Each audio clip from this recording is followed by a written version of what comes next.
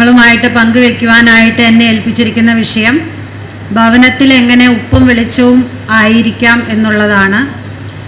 കേൾക്കുമ്പോൾ വളരെ ലളിതമായിട്ടുള്ള വിഷയമാണ്. എന്നാൽ ഇത് പ്രിപ്പയർ ചെയ്യുന്ന സമയത്താണ് എനിക്ക് മനസ്സിലായത് ഇത് വളരെ ടഫായിട്ടുള്ള ഒരു വിഷയമാണ്. ക്ലാസ് എടുക്കുവാനായിട്ട്, ജീവിതത്തിൽ പ്രാവർത്തികമാക്കുവാനായിട്ട് അതിലും ടഫാണ്. എങ്കിലും നമ്മൾ അത് ചെയ്തേ മതിയാവുകയുള്ളല്ലോ. നമുക്കറിയാം, കർത്താവിൻ്റെ ശിഷ്യന്മാർ ലോകത്തിൽ ഉപ്പും വെളിച്ചവുമായിരിക്കണമെന്ന മലയിലെ പ്രസംഗത്തിൽ ശിഷ്യന്മാരെ കർത്താവ് പഠിപ്പിക്കുന്നതായിട്ട് നമുക്ക് കാണാം. മത്തായിയുടെ സുവിശേഷം 5-ാം അധ്യായം 13 മുതൽ 16 വരെയുള്ള വാക്യങ്ങളിൽ നമുക്ക് അത് വായിക്കുവാനായിട്ട് സാധിക്കും. ഇങ്ങനെയാണ് വായിക്കുന്നത്: നിങ്ങൾ ഭൂമിയുടെ ഉപ്പാകുന്നു. ഉപ്പ് കാരമില്ലാതെ പോയാൽ അതിന് എന്തോന്നുകൊണ്ട് രസം വരുത്താം? പുറത്ത് കളഞ്ഞിട്ട് മനുഷ്യർ ചവിട്ടുവാനല്ലാതെ മറ്റൊന്നിനും പിന്നെ കൊള്ളുന്നതല്ല. നിങ്ങൾ ലോകത്തിൻ്റെ വെളിച്ചമാകുന്നു. മലമേലിരിക്കുന്ന പട്ടണം മറഞ്ഞിരിപ്പാൻ പാടില്ല. വിളക്ക് കത്തിച്ച് പറയിൻ കീഴല്ല തണ്ടിന്മേലത്രേ വെക്കുന്നത്. അപ്പോൾ അത് വീട്ടിലുള്ള എല്ലാവർക്കും പ്രകാശിക്കുന്നു. അങ്ങനെ തന്നെ മനുഷ്യർ നിങ്ങളുടെ നല്ല പ്രവർത്തികളെ കണ്ട് സ്വർഗസ്നായ നിങ്ങളുടെ പിതാവിനെ മഹത്വപ്പെടുത്തേണ്ടതിന് നിങ്ങളുടെ വെളിച്ചം അവരുടെ മുമ്പിൽ പ്രകാശിക്കട്ടെ. വളരെ വലിയ ഒരു ആഹ്വാനമാണ് കർത്താവ് ഇതിലൂടെ ശിഷ്യന്മാരെ പഠിപ്പിക്കുന്നത് എന്ന് നമുക്ക് കാണുവാനായിട്ട് സാധിക്കും.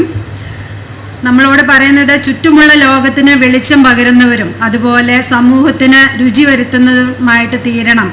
അങ്ങനെ നാം സമൂഹത്തിൽ ജീവിക്കണം എന്നുള്ളതാണ് കർത്താവ് ഇവിടെ അർത്ഥമാക്കുന്നത്. ക്രിസ്തുവിൻ്റെ സ്വഭാവം സമൂഹത്തിന് പ്രയോജനപ്പെടുമാറ് നമ്മുടെ ജീവിതത്തിലൂടെ വെളിപ്പെടുത്തി നാം ബലമുള്ള ശിഷ്യന്മാരായിട്ട് തീരുക എന്നുള്ളതാണ് കർത്താവ് ഇതുകൊണ്ട് ഉദ്ദേശിക്കുന്നത്. നമ്മളിവിടെ വായിക്കുമ്പോൾ കാണുന്ന ഒരു കാര്യം ഇതാണ്: വിളക്ക് കത്തിച്ച് പറയിൻ കീഴല്ല വെക്കേണ്ടത് എന്നും ഉപ്പ് കാരമില്ലാതെ പോയാൽ അത് പിന്നെ ഒന്നിനും കൊള്ളില്ല എന്നും പറയുന്നതായിട്ട് നമുക്ക് കാണുവാനായിട്ട് സാധിക്കും. ഇത് നമ്മൾ ശ്രദ്ധിച്ചാൽ നമുക്ക് കാണുവാനായിട്ട് സാധിക്കുന്നത് ഇങ്ങനെയാണ്. നമുക്കറിയാം, ഒരു വിളക്ക് കത്തിച്ച് അതൊരു പാത്രം കൊണ്ടോ അല്ലെങ്കിൽ ഒരു കൊട്ട കൊണ്ടോ മൂടി വെച്ചാൽ അതിന് ആ വെളിച്ചം കൊണ്ട് ഒരു പ്രയോജനവുമില്ല, അല്ലേ? എന്ന് പറഞ്ഞതുപോലെ ഉപ്പ് എന്ന വസ്തു അത് ഒരു വളരെ നിസ്സാരമായ ഒരു വസ്തുവാണ്. എന്നാൽ അതിൻ്റെ കാരം, ആ കാരം എന്ന് പറയുന്ന അല്ലെങ്കിൽ നമുക്ക് രുചി വരുത്തുന്നത് ആ കാരം എന്ന അതിനകത്ത് അടങ്ങിയിരിക്കുന്ന കാര്യമാണ്. അതില്ലാതെ പോയാൽ അതിനെ പിന്നെ ഒന്നിനും കൊള്ളുന്നതല്ല എന്നും ഇവിടെ പറയുന്നത് കാണുവാനായിട്ട് സാധിക്കും. ഇവിടെ ഇത് ഇങ്ങനെ പറയുന്നതിലൂടെ കർത്താവ് ഉദ്ദേശിക്കുന്നത് നാം സമൂഹത്തിൻ്റെ ഉപ്പും വെളിച്ചവുമായി ജീവിക്കേണ്ടതിൻ്റെ അനിവാര്യത ശക്തമായി പറയുന്നു എന്നുള്ളതാണ് നമുക്ക് ഈ വാക്യത്തിലൂടെ കാണുവാനായിട്ട് സാധിക്കുന്നത്. നമുക്കറിയാം, വെളിച്ചം ആവശ്യമുള്ള സമയത്ത് വെളിച്ചവും അതുപോലെ ഉപ്പ് ആവശ്യമുള്ള സമയത്ത് ഉപ്പും ഇല്ലാതെ വരുന്ന അവസ്ഥയെക്കുറിച്ച് നമുക്കറിയാവുന്നതാണ്. നമുക്കറിയാം, രാത്രി നല്ല ഇരുട്ടുള്ള ഒരു സമയത്ത്, നല്ല രാത്രിയാണ്, ആ സമയത്ത് കറണ്ട് പോകുന്ന ഒരു അവസ്ഥ നമ്മുടെ ഭവനത്തിലൊക്കെ ഉണ്ടാകാറുണ്ട്. നമ്മൾ വളരെ അസ്വസ്ഥപ്പെടാറുണ്ട്, അല്ലേ? കുറച്ച് സമയത്തേക്ക് നമുക്ക് ആകപ്പാടെ ഒരു പ്രയാസമായിരിക്കും. അപ്പോൾ എത്രയോ ഒരു ബുദ്ധിമുട്ടുള്ള കാര്യമാണ് അതെന്ന് നമുക്ക് അതിലൂടെ മനസ്സിലാക്കുവാനായിട്ട് സാധിക്കും. അതുപോലെ തന്നെ നമ്മൾ വീട്ടിലൊരു നല്ല മീൻകറി വെച്ചു, നമ്മൾ ഉപ്പിടാൻ മറന്നുപോയി. നമ്മൾ എത്ര പുളി ചേർത്തു, ഇഞ്ചി ചേർത്തു, വെളുത്തുള്ളി ചേർത്തു, മുളക് പൊടി ചേർത്തു എന്നൊക്കെ വെച്ചാൽ തന്നെയും ആ ഒരു ഉപ്പിൻ്റെ അംശം അതിനകത്ത് ചേർത്തില്ല എങ്കിൽ ആ കറി നമുക്ക് കഴിക്കുവാനായിട്ട് വളരെ ബുദ്ധിമുട്ടായിരിക്കും, കളയാനല്ലാതെ നമുക്ക് കൊള്ളില്ല. അപ്പം അത് നമുക്കറിയാം, ഈ രണ്ട് കാര്യങ്ങളും നമ്മൾ പ്രായോഗിക അർത്ഥത്തിൽ അത് വളരെ അത്യാവശ്യമാണ്. എന്നാൽ അത് ആത്മീയ അർത്ഥത്തിലും വളരെ അത്യാവശ്യമാണെന്നാണ് കർത്താവ് നമ്മളോട് പറയുന്നത്. നമുക്ക് ചെറുതായിട്ട് ഉപ്പിനെക്കുറിച്ചും അതുപോലെ വെളിച്ചത്തെക്കുറിച്ചും നമുക്ക് ചെറുതായിട്ടൊന്ന് ചിന്തിക്കാം. നമുക്കറിയാം, ഇക്കാലത്ത് ഉപ്പ് എന്ന് പറയുന്നത് വളരെ വില കുറഞ്ഞ ഒരു വസ്തുവാണ്, അല്ലേ? നമുക്ക് സുലഭമായിട്ട് കിട്ടുന്ന ഒരു വസ്തുവാണ് ഉപ്പ് എന്ന് പറയുന്നത്.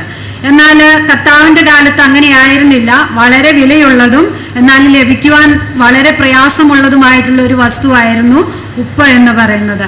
1-ാം നൂറ്റാണ്ടിൽ മധ്യപൂർവേഷ്യയിൽ ഉപ്പിന് 2 ഉപയോഗങ്ങളായിരുന്നു മെയിനായിട്ടുണ്ടായിരുന്നത്.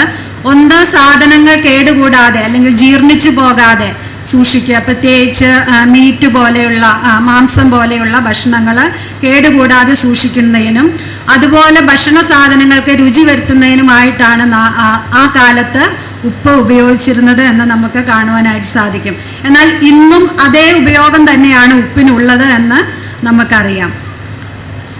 കർത്താവ് പറഞ്ഞു, നാം ഭൂമിയുടെ ഉപ്പാണെന്ന് പറഞ്ഞതിലൂടെ കർത്താവ് ഉദ്ദേശിക്കുന്നത് എന്താണെന്ന് ചോദിച്ചാൽ, നാം വളരെ വിലപ്പെട്ടവരും അതുപോലെ തന്നെ വളരെ പ്രയോജനമുള്ളവരുമായിരിക്കണം എന്നുള്ളതാണ് കർത്താവ് അതുകൊണ്ട് ഉദ്ദേശിക്കുന്നത്.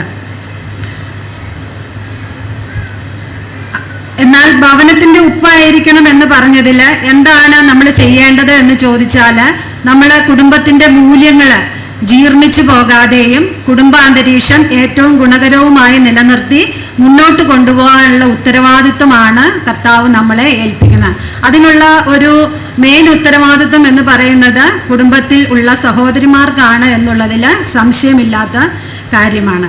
ഉപ്പിനെ കുറിച്ച് ഞാൻ വായിച്ച ഒരു പുസ്തകത്തിൽ ഒരു കഥ ഇങ്ങനെ പറയുന്നുണ്ട്. ഒരു രാജാവിന് 3 മക്കളുണ്ടായിരുന്നു. രാജാവിൻ്റെ പിറന്നാൾ ദിവസവും അടുത്തു. 3 മക്കളും രാജാവിന് ഓരോ ഗിഫ്റ്റുകളുമായിട്ട് വന്നു. ആദ്യത്തെ മകൾ വന്നു. ആ മകൾ കൊണ്ട് കൊടുത്തത് വിലപിടിപ്പുള്ള കുറച്ച് സ്വർണ്ണാഭരണങ്ങളും രത്നാഭരണങ്ങളുമായിരുന്നു. രണ്ടാമത്തെ ആൾ വന്നു. ആ ആൾ കുറേ സ്ഥലവും അതുപോലെ തനിക്കുള്ള എഡ്യൂക്കേഷൻ, അതിൻ്റെ ആ പ്രശസ്തിയും അതൊക്കെ ആ രാജാവിന് അങ്ങനെ സമർപ്പിച്ചു. മൂന്നാമത്തെ ആൾ വന്നു. മൂന്നാമത്തെ ആൾ കുറച്ച് ഉപ്പാണ് കൊണ്ടുവന്ന് രാജാവിന് അങ്ങനെ സമ്മാനമായിട്ട് കൊടുത്തത്. നമുക്കറിയാം, രാജാവ് ഒരു വലിയ പദവിയിലിരിക്കുന്ന മനുഷ്യനാണ്. എന്നാൽ തന്നെയും തൻ്റെ മകൾ ഇത്രയും നിസ്സാരമായ ഒരു സമ്മാനം തനിക്ക് കൊണ്ടു കൊടുത്തപ്പോൾ തനിക്ക് വല്ലാതെ ദേഷ്യം വന്നു. താൻ വല്ലാതെ അവിടെ ശോഭിച്ചു. അതുമാത്രമല്ല, ഇതെന്താണ് മകൾ ഇങ്ങനെ ചെയ്തത് എന്ന് ചോദിച്ച് മകളെ വല്ലാതെ വഴക്കുണ്ടാക്കുകയും ചെയ്തു. കാരണം വളരെ സ്വത്തുള്ള ആളാണ്, പദവിയുള്ള ആളാണ്, പ്രശസ്തിയുള്ള ആളാണ്. ഇങ്ങനെയുള്ള ആളായിരിക്കെ തന്നെ തനിക്ക് ഇത്രയും നിസ്സാരമായ ഒരു കാര്യം കൊണ്ടുവന്ന് ഗിഫ്റ്റായിട്ട് തരുവാൻ ഈ മകൾക്ക് എങ്ങനെ ധൈര്യം വന്നു എന്നുള്ള കാര്യത്തിൽ താൻ അങ്ങനെ ദേഷ്യപ്പെടുകയുണ്ടായി. അങ്ങനെ കോപിച്ചിരിക്കുന്ന സമയത്ത് ഈ ഉപ്പ് കൊണ്ട് സമ്മാനമായി കൊടുത്ത മകൾ ഒരു കാര്യം ചെയ്തു.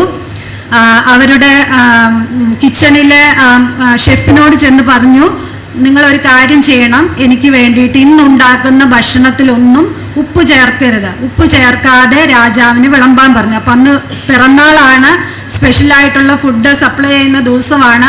അപ്പം ഷെഫ് അങ്ങനെ ചെയ്തു. രാജാവിൻ്റെ മകൾ പറയുന്നതല്ലേ, അനുസരിക്കാതിരിക്കാൻ പറ്റില്ലല്ലോ.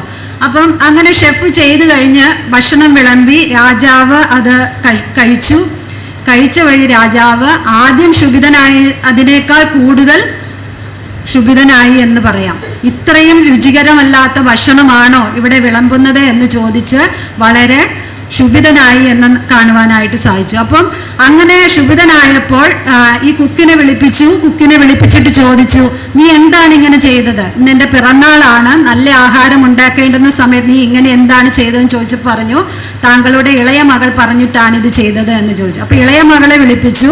ഇളയ മകളോട് ഇങ്ങനെ ചോദിച്ചപ്പോൾ ഇളയ മകൾ പറഞ്ഞു, ഇങ്ങനെ ഇത്രയും നിസ്സാരം, ഞാനൊരു സമ്മാനമായി തന്ന ഇത്രയും നിസ്സാരമായ ഈ ഉപ്പിനെ താങ്കൾ ആ സമയത്ത് അവഗണിച്ചു അല്ലേ, അതിനെ പുച്ഛിച്ചു. പക്ഷെ ആ ഒരു ചെറിയ വസ്തു ഈ ഭക്ഷണത്തിൽ ചേർക്കാതെ വന്നപ്പോൾ എന്തുണ്ടായി? വളരെ ദേഷ്യം വന്നു താങ്കൾക്ക്. അതിൻ്റെ കാരണം എന്താണ്? ആ ഉപ്പ് എന്ന് പറയുന്ന വസ്തു ഈ ഭക്ഷണത്തിൽ ചേർക്കാത്തത് കൊണ്ട് അത് അരുചി ഉണ്ടാക്കി എന്ന് പറഞ്ഞതുപോലെ ആ ഉപ്പ് എന്ന ചെറിയ വസ്തുവിന് അത്രയേറെ വിലയുണ്ട് എന്ന് താങ്കൾ മനസ്സിലാക്കുന്നതിന് വേണ്ടിയിട്ടാണ് ഞാൻ ഈ പ്രവൃത്തി ചെയ്തത് എന്ന് പറയുകയുണ്ടായി. അപ്പോൾ ആ രാജാവിന് അതുമായിട്ട് ബോധ്യം വന്ന് എന്താണ്, ഉപ്പ് എന്ന് പറയുന്ന ആ കാര്യം വളരെ വിലപ്പെട്ടതും എന്നാൽ വളരെ പ്രയോജനവുമുള്ളതാണെന്ന് ആ രാജാവിന് ബോധ്യം വന്നു എന്ന് ആ കഥയിലൂടെ താൻ പറയുന്നതായിട്ട് കാണാം. അതുപോലെ വെളിച്ചം എന്ന് പറയുന്നത്, നമ്മൾ ഉപ്പിനെ കുറിച്ചാണ് പറഞ്ഞത്. വെളിച്ചം എന്ന് പറയുന്നത് നമുക്ക് കാണാം യോഹന്നാന്റെ സുവിശേഷത്തിലും നമ്മളിപ്പോൾ കിസ് എഴുതിയ ലേഖനത്തിലും ധാരാളമായിട്ട് പറയുന്ന ഒരു കാര്യമാണ് വെളിച്ചം എന്നതിനെ കുറിച്ച്. കർത്താവ് വെളിച്ചമാണെന്ന് മത്തായിയുടെ സുവിശേഷത്തിൽ പറയുന്നുണ്ട്, 5:14 പറയുന്നുണ്ട്. ഗിരിപ്രഭാഷണത്തിലൂടെ നമുക്കത് കാണാം. ഗിരിപ്രഭാഷണത്തിൽ പ്രത്യേകിച്ച് പറയുന്നത് എന്താണ്? നിങ്ങൾ ലോകത്തിന്റെ വെളിച്ചമാണ് എന്നാണ്. അപ്പൊ കർത്താവ് വെളിച്ചമാണെന്ന് പറയുന്ന അതേപോലെ തന്നെ പറയുന്ന ഒരു വാക്യമാണ് എന്ത്? നിങ്ങൾ ലോകത്തിന്റെ വെളിച്ചമാണ്. അപ്പൊ വെളിച്ചത്തിന്റെ പ്രാധാന്യം വളരെ വലുതാണ് എന്ന് നമുക്ക് ഈ വാക്യത്തിലൂടെ കാണുവാനായി സാധിക്കും. കർത്താവിനെ പറയുന്ന പേരും വെളിച്ചമെന്നാണ്. നമ്മളെ എന്താക്കിയും കർത്താവ് മാറ്റിയിരിക്കുന്നു, കർത്താവ് നമ്മളെയും വെളിച്ചമാക്കി തീർത്തിരിക്കുന്നു എന്ന് നമുക്ക് കാണുവാനായിട്ട് സാധിക്കും. നമുക്കറിയാം, ഒരു ഇരുട്ടുള്ള രാത്രിയിൽ ഒരു മെഴുകുതിരി കത്തിക്കുമ്പോൾ ആ ഇരുട്ട് മാറി മാറി മാറി പോകുന്നതായിട്ട് കാണാം. ഒരിക്കലും ഇരുട്ടും വെളിച്ചത്തിനും തമ്മിൽ കൂട്ടുകൂടുവാനായിട്ട് സാധിക്കില്ല. ഒരു വെളിച്ചം അല്ലെങ്കിൽ ഒരു ഇരുട്ടുള്ള സ്ഥലത്തേക്ക് ചെറിയൊരു വെളിച്ചം ചെല്ലുമ്പോൾ ആ ഇരുട്ടിങ്ങനെ മാറി. അപ്പോൾ എത്രയോ വലിയ ഒരു സാധ്യത അല്ലെങ്കിൽ എത്രയോ വലിയ ഒരു ഉപയോഗമാണ് വെളിച്ചത്തിനുള്ളത് എന്ന് നമുക്ക് അതിൽ നിന്ന് കാണുവാനായിട്ട് സാധിക്കും. യോഹന്നാന്റെ സുവിശേഷം 1-ാം അധ്യായം 5-ാം വാക്യത്തിൽ ഇങ്ങനെ പറയുന്നുണ്ട്, വെളിച്ചം ഇരുളിൽ പ്രകാശിക്കുന്നു, ഇരുളോ അതിനെ പിടിച്ചടക്കിയില്ല. അപ്പം ഇരുളിൽ എന്ത് പ്രകാശിക്കുന്നു? വെളിച്ചം പ്രകാശിക്കുന്നു. ഇരുളിനൊരിക്കലും എന്ത് ചെയ്യുവാനായിട്ട് സാധിക്കുകയില്ല, ആ വെളിച്ചത്തെ പിടിച്ച് അടക്കി വെക്കുവാനായിട്ട് അല്ലെങ്കിൽ വെളിച്ചത്തെ മാറ്റി വീണ്ടും അവിടെ ഇരുട്ടാക്കി വെക്കുവാനായിട്ട് സാധിക്കുകയില്ല എന്ന് ഈ വാക്യത്തിലൂടെ നമുക്ക് മനസ്സിലാക്കുവാനായിട്ട് സാധിക്കും. വെളിച്ചത്തിൻ്റെ ഉപയോഗം ആത്മീയ അർത്ഥത്തിൽ പറഞ്ഞാൽ പ്രകാശം പരത്തുക, അതുപോലെ വഴി കാട്ടുക എന്നൊക്കെയാണ്. ക്രിസ്തുവിൻ്റെ സ്വഭാവത്തെ ഒരു കണ്ണാടിയിൽ എന്ന പോലെ പ്രതിബിംബിപ്പിക്കുകയും അതിനനുസരിച്ചുള്ള പ്രവൃത്തിയും ഉണ്ടാകുമ്പോഴാണ് നാം വെളിച്ചമുള്ളവരായിട്ട് തീരുക എന്ന് ആണ് പറയുന്നത്. നമുക്കറിയാം, നമ്മുടെ ഭവനത്തിൽ ഇരുട്ടിനെ അകറ്റുവാനും അതുപോലെ പ്രകാശം പരത്തുവാനും അതുപോലെ ഭവനത്തിലുള്ളവരെ നേർവഴിക്ക് നടത്തുവാനുമൊക്കെ സഹായിക്കുവാനായിട്ട് നമുക്ക് സാധിക്കും. അങ്ങനെ ആകണമെങ്കിൽ എന്താണ്? നമ്മൾ വെളിച്ചമുള്ളവരായിട്ട് തീരണം. നാം വെളിച്ചത്തിൻ്റെ മക്കൾ എന്ന പേര് പറയുകയും എന്നാൽ നമുക്ക് ഇരുട്ടിൻ്റെ പ്രവൃത്തിയാണ് നമ്മുടെ ജീവിതത്തിൽ ഉള്ളത് എങ്കിൽ വളരെ അത് പ്രയോജനമില്ലാത്ത ഒരു കാര്യമാണ് എന്ന് നമുക്ക് കാണുവാനായിട്ട് സാധിക്കും. എഫേസ്യ ലേഖനം 5-ാം അധ്യായം അതിൻ്റെ 9 മുതൽ 10 വരെയുള്ള വാക്യങ്ങളിൽ ഇങ്ങനെയാണ് വായിക്കുന്നത്, കർത്താവിന് പ്രസാദമായത് എന്തെന്ന് പരിശോധിച്ചുകൊണ്ട് വെളിച്ചത്തിലുള്ളവരായി നടന്നുകൊള്ളുവിൻ, സകല സദ്ഗുണവും നീതിയും സത്യവുമല്ലോ വെളിച്ചത്തിൻ്റെ ഫലം. അപ്പം കർത്താവിന് പ്രസാദമായത് എന്തെന്ന് പരിശോധിച്ചുകൊണ്ട് വേണം. അങ്ങനെ പരിശോധിച്ച് നടക്കുന്ന ആളുകളാണ് എങ്ങനെ വെളിച്ചത്തിൽ നടക്കുന്ന ആളുകളായിട്ട് തീരുന്നത്. എന്താണ് വെളിച്ചത്തിന്റെ ഫലം? അതും പറയുന്നുണ്ടല്ലേ, നീതിയും സത്യവുമല്ലോ വെളിച്ചത്തിന്റെ ഫലം. അപ്പൊ നമുക്ക് എങ്ങനെയാണ് വെളിച്ചത്തിൽ നടക്കേണ്ടത് എന്ന് നമുക്ക് സംശയം ഉണ്ടാകേണ്ട കാര്യമില്ല. ഈ വാക്യത്തിൽ അത് വ്യക്തമായിട്ട് പറയുന്നതായിട്ട് നമുക്ക് കാണാം. അപ്പൊ നമ്മൾ ചിന്തിച്ചത് ഉപ്പും വെളിച്ചവും തമ്മിലുള്ള ചെറിയൊരു ഡിഫറൻസ് ആണ്, അല്ലെങ്കിൽ അതിൻ്റെ ഉപയോഗമാണ് നമ്മൾ ചിന്തിച്ചത്. നമുക്ക് ഇനി ചിന്തിക്കാനുള്ള കാര്യം പ്രായോഗികമായി എങ്ങനെ നമുക്ക് നമ്മുടെ കുടുംബത്തിൽ ഉപ്പും വെളിച്ചവും ആയിരിക്കാം എന്നുള്ളതിനെ പറ്റി നമുക്ക് ചിന്തിക്കാം. നമ്മൾ ബൈബിളിൽ വായിക്കുമ്പോൾ ഉപ്പും വെളിച്ചവും ആയിരിക്കുക എന്ന് വാക്യം വായിക്കുമ്പോൾ വളരെ ലഘുവായിട്ട് തോന്നിയാലും അത് നമ്മുടെ ജീവിതത്തിലേക്ക് അപ്ലൈ ചെയ്യുമ്പോൾ കുറച്ച് ഡിഫിക്കൽട്ടായിട്ടുള്ള കാര്യമാണ്. എന്നാൽ അത് നമ്മളെ കൊണ്ട് അസാധ്യമായിട്ടുള്ള കാര്യമല്ല, സാധ്യമായിട്ടുള്ള കാര്യം തന്നെയാണ്. നമുക്ക് ഒന്നാമതായി ഉപ്പായിരിക്കുക എന്ന് പറഞ്ഞാൽ, അല്ലെങ്കിൽ ഒരു ഭവനത്തിൽ നമ്മൾ ഉപ്പായിരിക്കണം എന്ന് പറഞ്ഞാൽ നമുക്ക് ഏതെല്ലാം മേഖലകളിൽ അല്ലെങ്കിൽ എന്തെല്ലാം ചെയ്താൽ നമുക്ക് ഉപ്പായിട്ടിരിക്കാം എന്ന് ചിന്തിക്കാം. നമ്മൾ നേരത്തെ പറഞ്ഞു, ഉപ്പിൻ്റെ അർത്ഥം എന്ന് പറയുന്നത് ജീർണിച്ചു പോകാതെ സൂക്ഷിക്കാൻ ഉപയോഗിക്കുന്നതാണ്, അല്ലെങ്കിൽ കേടുകൂടാതെ സൂക്ഷിക്കാൻ ഉപയോഗിക്കുന്നതാണെന്ന് പറഞ്ഞു. അതുപോലെ തന്നെ രുചി വരുത്തുവാനുള്ള ഒരു വസ്തുവാണ് ഉപ്പ് എന്ന് നമ്മൾ കണ്ടു. എങ്ങനെ ഉപ്പായിരിക്കണം എന്ന് ചോദിച്ചാൽ, ഒന്നാമത് നമ്മൾ ദയ കാണിക്കുന്നവരും ക്ഷമിക്കുന്നവരും ആയിരുന്നാൽ നമുക്ക് ഭവനത്തിൽ ഉപ്പായിട്ടിരിക്കാനായിട്ട് സാധിക്കും. കൊളോസ്യ ലേഖനം 3-ാം അധ്യായം അതിൻ്റെ 12-13 വാക്യങ്ങളിൽ ഇങ്ങനെ പറയുന്നു, അതുകൊണ്ട് ദൈവത്തിൻ്റെ വൃതന്മാരും വിശുദ്ധന്മാരും പ്രിയരുമായി മനസ്സലിവ്, ദയ, താഴ്മ, സൗമ്യത, ദീർഘക്ഷമ എന്നിവ ധരിച്ചുകൊണ്ട് അന്യോന്യം പൊറുക്കുകയും ഒരുവന് വഴക്കുണ്ടായാൽ തമ്മിൽ ക്ഷമിക്കുകയും ചെയ്യുവിൻ. ഈ വാക്യത്തിൽ ഈ 2 കാര്യങ്ങളും ഒന്നിച്ച് പറയുന്നുണ്ട്. ഒന്ന്, ദയ ധരിക്കണം. രണ്ടാമത് എന്താണ്? തമ്മിൽ ക്ഷമിക്കുകയും ചെയ്യണം. ഈ 2 കാര്യങ്ങളും നമ്മൾ നമ്മുടെ കുടുംബത്തിൽ ചെയ്യുന്നുണ്ടെങ്കിൽ നമുക്ക് നമ്മുടെ ആ കുടുംബജീവിതം അല്ലെങ്കിൽ കുടുംബത്തിൽ നമ്മൾ ഉപ്പായിട്ടിരിക്കുന്നു എന്ന് പറയുവാനായിട്ട് സാധിക്കും. മറ്റുള്ളവരുടെ സങ്കടങ്ങളിലും ബുദ്ധിമുട്ടുകളിലും നമ്മൾ ദയ കാണിക്കുന്നവരായിരിക്കും. ഇവിടെ പറഞ്ഞത് എന്താണ്? ദയ നിങ്ങൾ ധരിക്കണം. അത് മനഃപൂർവ്വമായിട്ട് നമ്മൾ നമ്മുടെ ശരീരത്തിൽ അണിയുക എന്നുള്ളതാണ് ധരിക്കുക എന്ന് പറയുന്നതുകൊണ്ട് അല്ലേ. അപ്പം അത് നമ്മൾ മനഃപൂർവ്വമായിട്ട് ആ ദയ എന്നുള്ള ആ കാര്യം നമ്മൾ നമ്മുടെ ജീവിതത്തിൽ അപ്ലൈ ചെയ്യണം. രണ്ടാമത് പറയുന്നത് എന്താണ്? തമ്മിൽ ക്ഷമിക്കുകയും ചെയ്യണമെന്നുള്ള. അപ്പോൾ ഈ 2 കാര്യങ്ങളും നമ്മൾ എന്ത് ചെയ്യണം? മനഃപൂർവ്വമായിട്ട് ചെയ്യേണ്ട കാര്യങ്ങളാണ്. മറ്റുള്ളവരുടെ സങ്കടങ്ങളിലും ബുദ്ധിമുട്ടുകളിലും നമ്മൾ ദയ കാണിക്കുന്നവരാകണം. അതുപോലെ അവരുടെ പിഴവുകൾ ദോഷങ്ങളൊക്കെ നമ്മൾ ക്ഷമിച്ച് അവരോട് സ്നേഹത്തോടെ ഇടപെടുന്നവരാകണം. ചില പ്രതികൂല സാഹചര്യങ്ങൾ നമ്മുടെ കുടുംബങ്ങളിലൊക്കെ വന്നേക്കാം, ചില വഴക്കുകൾ ഉണ്ടായേക്കാം, തർക്കങ്ങൾ ഉണ്ടായേക്കാം. ഇവിടെയൊക്കെ നമ്മൾ ഒരു സംയമനത്തോടെ ഇടപെടുന്ന ആളുകളായിരിക്കണം. അങ്ങനെയൊക്കെ നമുക്ക് എന്ത് ചെയ്യുവാനായിട്ട് സാധിക്കും? നമ്മുടെ കുടുംബത്തിൽ നമുക്ക് പ്രവർത്തിക്കുവാനായിട്ട് സാധിക്കും. ദയ കാണിക്കുക എന്ന് പറയുമ്പോൾ നമുക്കറിയാം അല്ലേ, നമ്മൾ കറക്റ്റ് ആപ്റ്റായിട്ടുള്ള സമയത്ത് നമ്മൾ ഇടപെടുക അല്ലേ. ഒരു പ്രശ്നമുണ്ടാകുമ്പോൾ അല്ലെങ്കിൽ ഒരു ബുദ്ധിമുട്ട് വരുമ്പോൾ, ഒരു സങ്കടം ഉണ്ടാകുമ്പോൾ, ഒരു രോഗക്കിടക്കയിലായിരിക്കുമ്പോൾ ആ സമയത്ത് ആപ്റ്റായിട്ടുള്ള നമ്മളുടെ പ്രകടനമാണ് ദയ എന്നുകൊണ്ട് ഉദ്ദേശിക്കുന്നത്. ക്ഷമിക്കുന്ന കാര്യത്തെക്കുറിച്ച് കഴിഞ്ഞ ക്ലാസ്സുകളിലൊക്കെ പല വാക്യങ്ങൾ ഉദ്ധരിക്കുകയും പറയുകയൊക്കെ ചെയ്തു.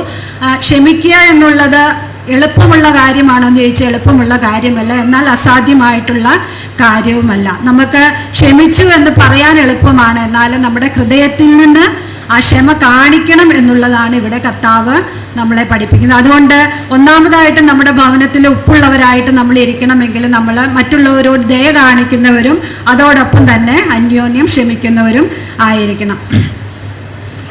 രണ്ടാമത് ഇവിടെ പറയുന്നത് നമ്മൾ പ്രോത്സാഹിപ്പിക്കുന്നവരായിരിക്കണം. നിങ്ങൾ ഓർക്കുന്നുണ്ടോ എന്ന് എനിക്കറിയില്ല, കഴിഞ്ഞ സൗര്യമാരുടെ ക്യാമ്പിന് എൻ്റെ വിഷയം അതായിരുന്നു, അന്യോന്യം പ്രോത്സാഹിപ്പിക്കുക അല്ലെങ്കിൽ പ്രബോധിപ്പിക്കുക എന്നുള്ളത്. എബ്രായ ലേഖനം 3-ാം അധ്യായം 13-ാമത്തെ വാക്യത്തിൽ ഇങ്ങനെയാണ് പറയുന്നത്, അന്യോന്യം പ്രോത്സാഹിപ്പിക്കണം. അപ്പം ഇതും നമ്മൾ അന്യോന്യം ചെയ്യേണ്ട കാര്യമാണ്. നമ്മൾ നമുക്ക് നമ്മളെ തന്നെ പ്രോത്സാഹിപ്പിക്കുക എന്നുള്ളതല്ല, നമ്മൾ മറ്റുള്ള ഒരാളോട് ചെയ്യേണ്ട കാര്യമായിട്ടാണ് ഇവിടെ കർത്താവ് പറയുന്നത്. നമുക്കറിയാം, കുടുംബത്തിൽ ഒരു കുടുംബമാകുമ്പോൾ പല ആളുകൾ കണ്ടേക്കാം, പല റിലേഷൻസ് കണ്ടേക്കാം. ഇവരെയെല്ലാം ഉത്സാഹിപ്പിച്ച് അവരെ വഴി നടത്തുക, അല്ലെങ്കിൽ അവർ വീണ് പോകാതെ, ഒരു സങ്കടം ബുദ്ധിമുട്ടുകളൊക്കെ വരുമ്പോൾ അവർ വീണ് പോകാതെ അവരെ മുന്നോട്ട് നടത്തുവാനുള്ള ഉത്തരവാദിത്വം നമ്മൾ സഹോദരിമാർക്കുണ്ട്. അങ്ങനെ ചെയ്യുവാനായിട്ട് നമുക്ക് സാധിച്ചാൽ നമ്മൾ അവരെ അങ്ങനെ പ്രയാസങ്ങളിലൂടെ കടന്നു സാരമില്ല, എല്ലാം ശരിയാകും, അല്ലെങ്കിൽ ഇതും ദൈവം നമുക്ക് തരണം ചെയ്യുവാനുള്ള കാര്യങ്ങളെ ദൈവം ഒരുക്കി തരും എന്നൊക്കെ പറഞ്ഞ് അവരെ പ്രോത്സാഹിപ്പിച്ച് കൊണ്ടുപോകുവാനായിട്ട് നമുക്ക് സാധിച്ചാൽ നമ്മൾ ഉപ്പുള്ള വ്യക്തിത്വങ്ങളായിട്ട് തീരുമെന്ന് കാണും. നമുക്കറിയാം, എല്ലാവരും പ്രോത്സാഹനം ആഗ്രഹിക്കും. കഴിഞ്ഞ ക്ലാസ്സുകളിൽ നമ്മൾ കേട്ടു, പ്രോത്സാഹനം ആവശ്യമില്ലാത്ത ഒരു വ്യക്തി പോലും ഇല്ല. അത് നമ്മുടെ വിശ്വാസികളുടെ ഇടയിലാണെങ്കിലും അവിശ്വാസികളുടെ ഇടയിലാണെങ്കിലും എല്ലാവരും ആഗ്രഹിക്കുന്ന ഒരു കാര്യമാണ്, എന്നെ ഒന്ന് ഉത്സാഹിപ്പിച്ചിരുന്നെങ്കിൽ, ഒന്ന് ആശ്വസിപ്പിച്ചിരുന്നെങ്കിൽ എന്ന് എല്ലാവരും ആഗ്രഹിക്കുന്ന കാര്യമാണ്. എന്നാൽ നമ്മൾ പലപ്പോഴും എന്താണ് ചെയ്യുന്നതെന്ന് വെച്ചാൽ, നമുക്ക് എല്ലാവർക്കും പ്രോത്സാഹനം കൊടുക്കാൻ ഇഷ്ടമുള്ള ആളുകളാണ്, എന്നാൽ എത്രത്തോളം നമ്മൾ അതിനെ റിസീവ് അല്ലെങ്കിൽ സ്വീകരിക്കാൻ എത്രത്തോളം ഉത്സാഹമുള്ള ആളുകളാണ് എന്ന് നമ്മൾ ചിന്തിക്കണം. അപ്പോൾ പ്രോത്സാഹനം കൊടുക്കുകയും ചെയ്യണം, അതുപോലെ കൊടുക്കുമ്പോൾ എന്ത് ചെയ്യണം, അത് സ്വീകരിക്കുന്ന ആളുകളായിട്ടും നമ്മൾ തീരേണ്ടത് അത്യാവശ്യമാണ്. നമുക്കറിയാം, തെറ്റുകളിലേക്ക് പോകുമ്പോൾ ആ തെറ്റുകൾ തിരുത്തുകയും ഉത്സാഹം വരുന്ന പ്രവർത്തികളും വാക്കുകളും ഒക്കെ പറഞ്ഞ് അവരെ മുന്നോട്ട് നടത്തുകയും അവരെ പണിതുയർത്തുകയും ചെയ്യുകയാണ് പ്രോത്സാഹനം എന്നതുകൊണ്ട് ഉദ്ദേശിക്കുന്നത്. നമ്മളെ പ്രോത്സാഹിപ്പിച്ച് അവരെ താഴ്ത്തി ഇനി അവരെ മുന്നോട്ട് വരാത്ത രീതിയിൽ അവരെ അടിച്ച് കളയുകയല്ല ചെയ്യേണ്ടത്, അവരെ ഉയർത്തി മുന്നോട്ട് കൊണ്ടുവരികയാണ് പ്രോത്സാഹനം കൊണ്ട് ചെയ്യുക. അപ്പോൾ അന്യോന്യം പ്രോത്സാഹിപ്പിക്കുന്ന വ്യക്തിത്വങ്ങളാണെങ്കിൽ അവർ ആ കുടുംബത്തിലെ ഉപ്പുള്ള വ്യക്തികളാണ്, അല്ലെങ്കിൽ ഉപ്പിൻ്റെ ആ ഗുണങ്ങളുള്ള വ്യക്തികളാണ് എന്ന് പറയുവാനായിട്ട് സാധിക്കും. മൂന്നാമത് പറയുന്നത് നിശബ്ദമായ സേവനം നടത്തുന്ന ആളുകൾ ആയിരുന്നാൽ നാം ഭവനത്തിൽ ഉപ്പുള്ളവരായിട്ട് തീരും. നമുക്കറിയാം, സേവനം എന്ന് പറയുന്നത് എല്ലാവർക്കും ചെയ്യുവാൻ കഴിയുന്ന ഒരു കാര്യമാണ്. ആ സേവനം ചെയ്യുമ്പോൾ നമ്മൾ ശ്രദ്ധിക്കേണ്ട ഒരു കാര്യം ഇതാണ്, മറ്റുള്ളവരുടെ ശ്രദ്ധയോ അംഗീകാരമോ പ്രതീക്ഷിക്കാതെ സേവനം ചെയ്യുന്ന ആളുകളായിട്ട് തീരണം. പലപ്പോഴും നമുക്കറിയാം, വിശ്വാസികളുടെ ഇടയിലും ഉണ്ട്, അതിനേക്കാളേറെ അവിശ്വാസികളുടെ ഇടയിലും കാണുന്നത് എന്താണെന്ന് വെച്ചാൽ, സേവനം ചെയ്യുന്നത് 4 ആൾ അറിയണം എന്നുള്ള ഉദ്ദേശത്തോടെ സേവനം ചെയ്യുന്നത് നമുക്ക് കാണുവാനായിട്ട് സാധിക്കും. നമുക്കറിയാം, അതിൻ്റെ പ്രതിഫലം അപ്പോൾ തന്നെ കിട്ടിപ്പോയി എന്ന് ബൈബിളിൽ വ്യക്തമായിട്ട് പറയുന്നു. അപ്പം അങ്ങനെയല്ല, നമ്മൾ മറ്റുള്ളവരുടെ അംഗീകാരമോ ശ്രദ്ധയോ അല്ലെങ്കിൽ പ്രശംസയോ ഇതൊന്നും പ്രതീക്ഷിക്കാതെ ചെയ്യുന്നതായിരിക്കണം നമ്മുടെ സേവനം എന്നുള്ളത് നമ്മൾ ശ്രദ്ധിക്കേണ്ടത് ആവശ്യമാണ്. നമുക്കറിയാം, മത്തായിയുടെ സുവിശേഷം 7-ാം അധ്യായം 55-ാമത്തെ വാക്യത്തിൽ ഗലീലയിൽ യേശുവിനെ ശുശ്രൂഷിച്ചുകൊണ്ട് അനുഗമിച്ച സ്ത്രീകളെ കുറിച്ച് നമ്മൾ വായിക്കുന്നുണ്ട്. നമുക്കറിയാം എത്രയോ പ്രതികൂല സാഹചര്യങ്ങളിലാണ് അവിടെ ആ സ്ത്രീകളെ ശുശ്രൂഷിച്ചുകൊണ്ട് ആ കുരിശിന്റെ ചുവട്ടിൽ വരെ ചെന്നത് എന്ന് നമുക്കറിയാം അല്ലേ. പത്രോസ് അങ്ങനെ പുറകെ ചെന്നിട്ട് ആൾക്കാർ 3 പ്രാവശ്യം ചോദിച്ചപ്പോഴത്തേന് എന്ത് ചെയ്തു? പടപടയെന്ന് തള്ളിപ്പറഞ്ഞു. പക്ഷെ ഈ സ്ത്രീകൾ അങ്ങനെ ആയിരുന്നില്ല അല്ലേ. സ്ത്രീകൾക്ക് അന്ന് വലിയ സ്വാതന്ത്ര്യമോ ഒന്നുമില്ലാത്ത കാലമായിരുന്നു. എന്നിരുന്നിട്ട് പോലും താൻ എന്ത് ചെയ്തു? ആ കുരിശിന്റെ ചുവട്ടിൽ വരെ ആ സ്ത്രീകളെ അനുഗമിച്ച് ചെന്നു എന്നുള്ളത് ശ്രദ്ധേയമായിട്ടുള്ള ഒരു കാര്യമാണ്. തങ്ങൾക്ക് വേണമെങ്കിൽ ഇങ്ങനെ ഒരു പ്രതികൂലങ്ങളൊക്കെ ഉണ്ടാകാം അല്ലേ. ആ യേശുവിനെ ക്രൂശിച്ച ആളുകളെ തങ്ങളെയും ഉപദ്രവിച്ചേക്കാം എന്നൊക്കെ ചിന്തിക്കാമായിരുന്നു. അങ്ങനെ വേണമെങ്കിൽ അവർക്ക് തിരിച്ചു പോകാമായിരുന്നു. ആരും അതിനൊരു ദോഷവും പറയില്ലായിരുന്നു. പക്ഷെ അവരത് അങ്ങനെയൊന്നും ചെയ്തില്ല. ഇത് കർത്താവിൻ്റെ കൂടെ ഞങ്ങൾ എപ്പോഴും നിൽക്കും എന്നുള്ളതിൻ്റെ ഒരു തെളിവായിട്ട് ആ സഹോദരിമാരങ്ങനെ അവിടെ നിൽക്കുന്നത് നമുക്ക് കാണുവാനായിട്ട് സാധിക്കും. അതാണ് നിശബ്ദമായ സേവനം എന്നതുകൊണ്ട് ഉദ്ദേശിക്കുന്നത്. തങ്ങളൊരു പ്രശസ്തി ആഗ്രഹിച്ചില്ല, ഒരു അംഗീകാരം ആഗ്രഹിച്ചില്ല, തങ്ങളെ ആരും കാണണമെന്ന് ആഗ്രഹിച്ചില്ല. പക്ഷെ അവിടെ അത് ആര് കണ്ടു? കർത്താവ് കണ്ടു. ഇന്നും നമ്മൾ അവരെക്കുറിച്ച് സംസാരിക്കുകയും പ്രസംഗിക്കുകയും ഒക്കെ ചെയ്യുവാനായിട്ട് ദൈവം, അവർക്കിതൊന്നും അറിയില്ല അല്ലേ. പക്ഷെ നമുക്കിപ്പോഴാണ് ഇതെല്ലാം പറയുവാനും പഠിപ്പിക്കുവാനുമായിട്ടുള്ള, അവരെ ഓർക്കുവാനുമായിട്ടുള്ള ഒരു സാഹചര്യം ദൈവം തന്നു എന്നുള്ളത് നമുക്ക് അറിയാം. 4-മതായിട്ട് പറയുന്നത് സമാധാനം നിലനിർത്തുന്ന കുടുംബത്തിൽ സമാധാനം നിലനിർത്തുന്ന ആളുകൾ എന്തായിരിക്കും? ഉപ്പിനാൽ രുചി വരുത്തിയവർ ആയിരിക്കും. നമുക്കറിയാം കുടുംബത്തിൽ പിരിമുറുക്കം ഉണ്ടാക്കുന്ന അനേക കുടുംബജീവിതമാണ്. എപ്പോഴും ഹാപ്പി ആയിട്ടൊന്നും അല്ല ജീവിതം മുന്നോട്ട് പോകുന്നത്. പല പ്രതിസന്ധികൾ വന്നേക്കാം, പിരിമുറുക്കങ്ങൾ ഉണ്ടായേക്കാം, സങ്കടങ്ങൾ ഉണ്ടായേക്കാം. എന്നാൽ ഇങ്ങനെയുള്ള സാഹചര്യങ്ങളിൽ സമാധാനം നിലനിർത്തിക്കൊണ്ട് മുന്നോട്ട് പോകുന്ന ആളുകളാണ് എന്ത്? ഉപ്പിനാൽ രുചി വരുത്തിയ അല്ലെങ്കിൽ ഉപ്പിൻ്റെ ഗുണമുള്ള ആളുകൾ എന്ന് പറയുന്നത്. മത്തായിയുടെ സുവിശേഷം 5:9 ഇങ്ങനെ പറയുന്നുണ്ട്, സമാധാനം ഉണ്ടാക്കുന്നവർ ഭാഗ്യവാന്മാർ.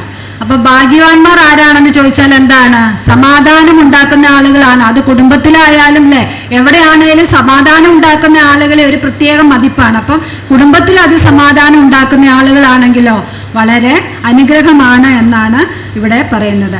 മത്തായിയുടെ സുവിശേഷം 9-ാം അധ്യായം 50-ാം വാക്യത്തിൽ ഇങ്ങനെ വായിക്കുന്നുണ്ട്, ഉപ്പ് നല്ലത് തന്നെ, ഉപ്പ് കാരമില്ലാതെ പോയാലോ എന്തോന്നിനാൽ അതിന് രസം വരുത്തും. നിങ്ങളിൽ തന്നെ ഉപ്പുള്ളവരും അന്യോന്യ സമാധാനമുള്ളവരും ആയിരിക്കും. അപ്പൊ ഇവിടെ പറയുന്നത് ഉപ്പ് കാരമില്ലാതെ പോയാൽ അതിന് പ്രയോജനമില്ല. നമ്മൾ മുമ്പേ പറഞ്ഞു എന്ന് പറഞ്ഞതുപോലെ നമ്മൾ എന്ത് ചെയ്യണം?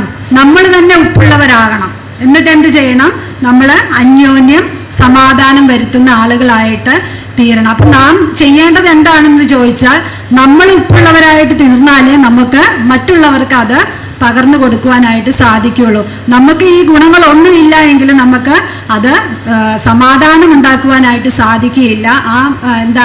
ആളി കത്തുന്ന തീയിലേക്ക് കുറച്ചുകൂടി എണ്ണ ഒഴിച്ചു കൊടുത്ത് ആളി കത്തിക്കാനായിട്ട് മാത്രമേ സാധിക്കുകയുള്ളൂ. അതുകൊണ്ട് നമ്മൾ അങ്ങനെ ആകരുത്. എങ്ങനെയായിരിക്കണം? നമ്മൾ തന്നെ ഉപ്പുള്ളവരായിട്ട് തീരണം. അതിനുശേഷം നമ്മൾ അന്യോന്യ സമാധാനമുള്ളവരും ആയിരിക്കണം എന്നാണ് ഇവിടെ നമ്മളെ പ്രബോധിപ്പിക്കുന്നത്.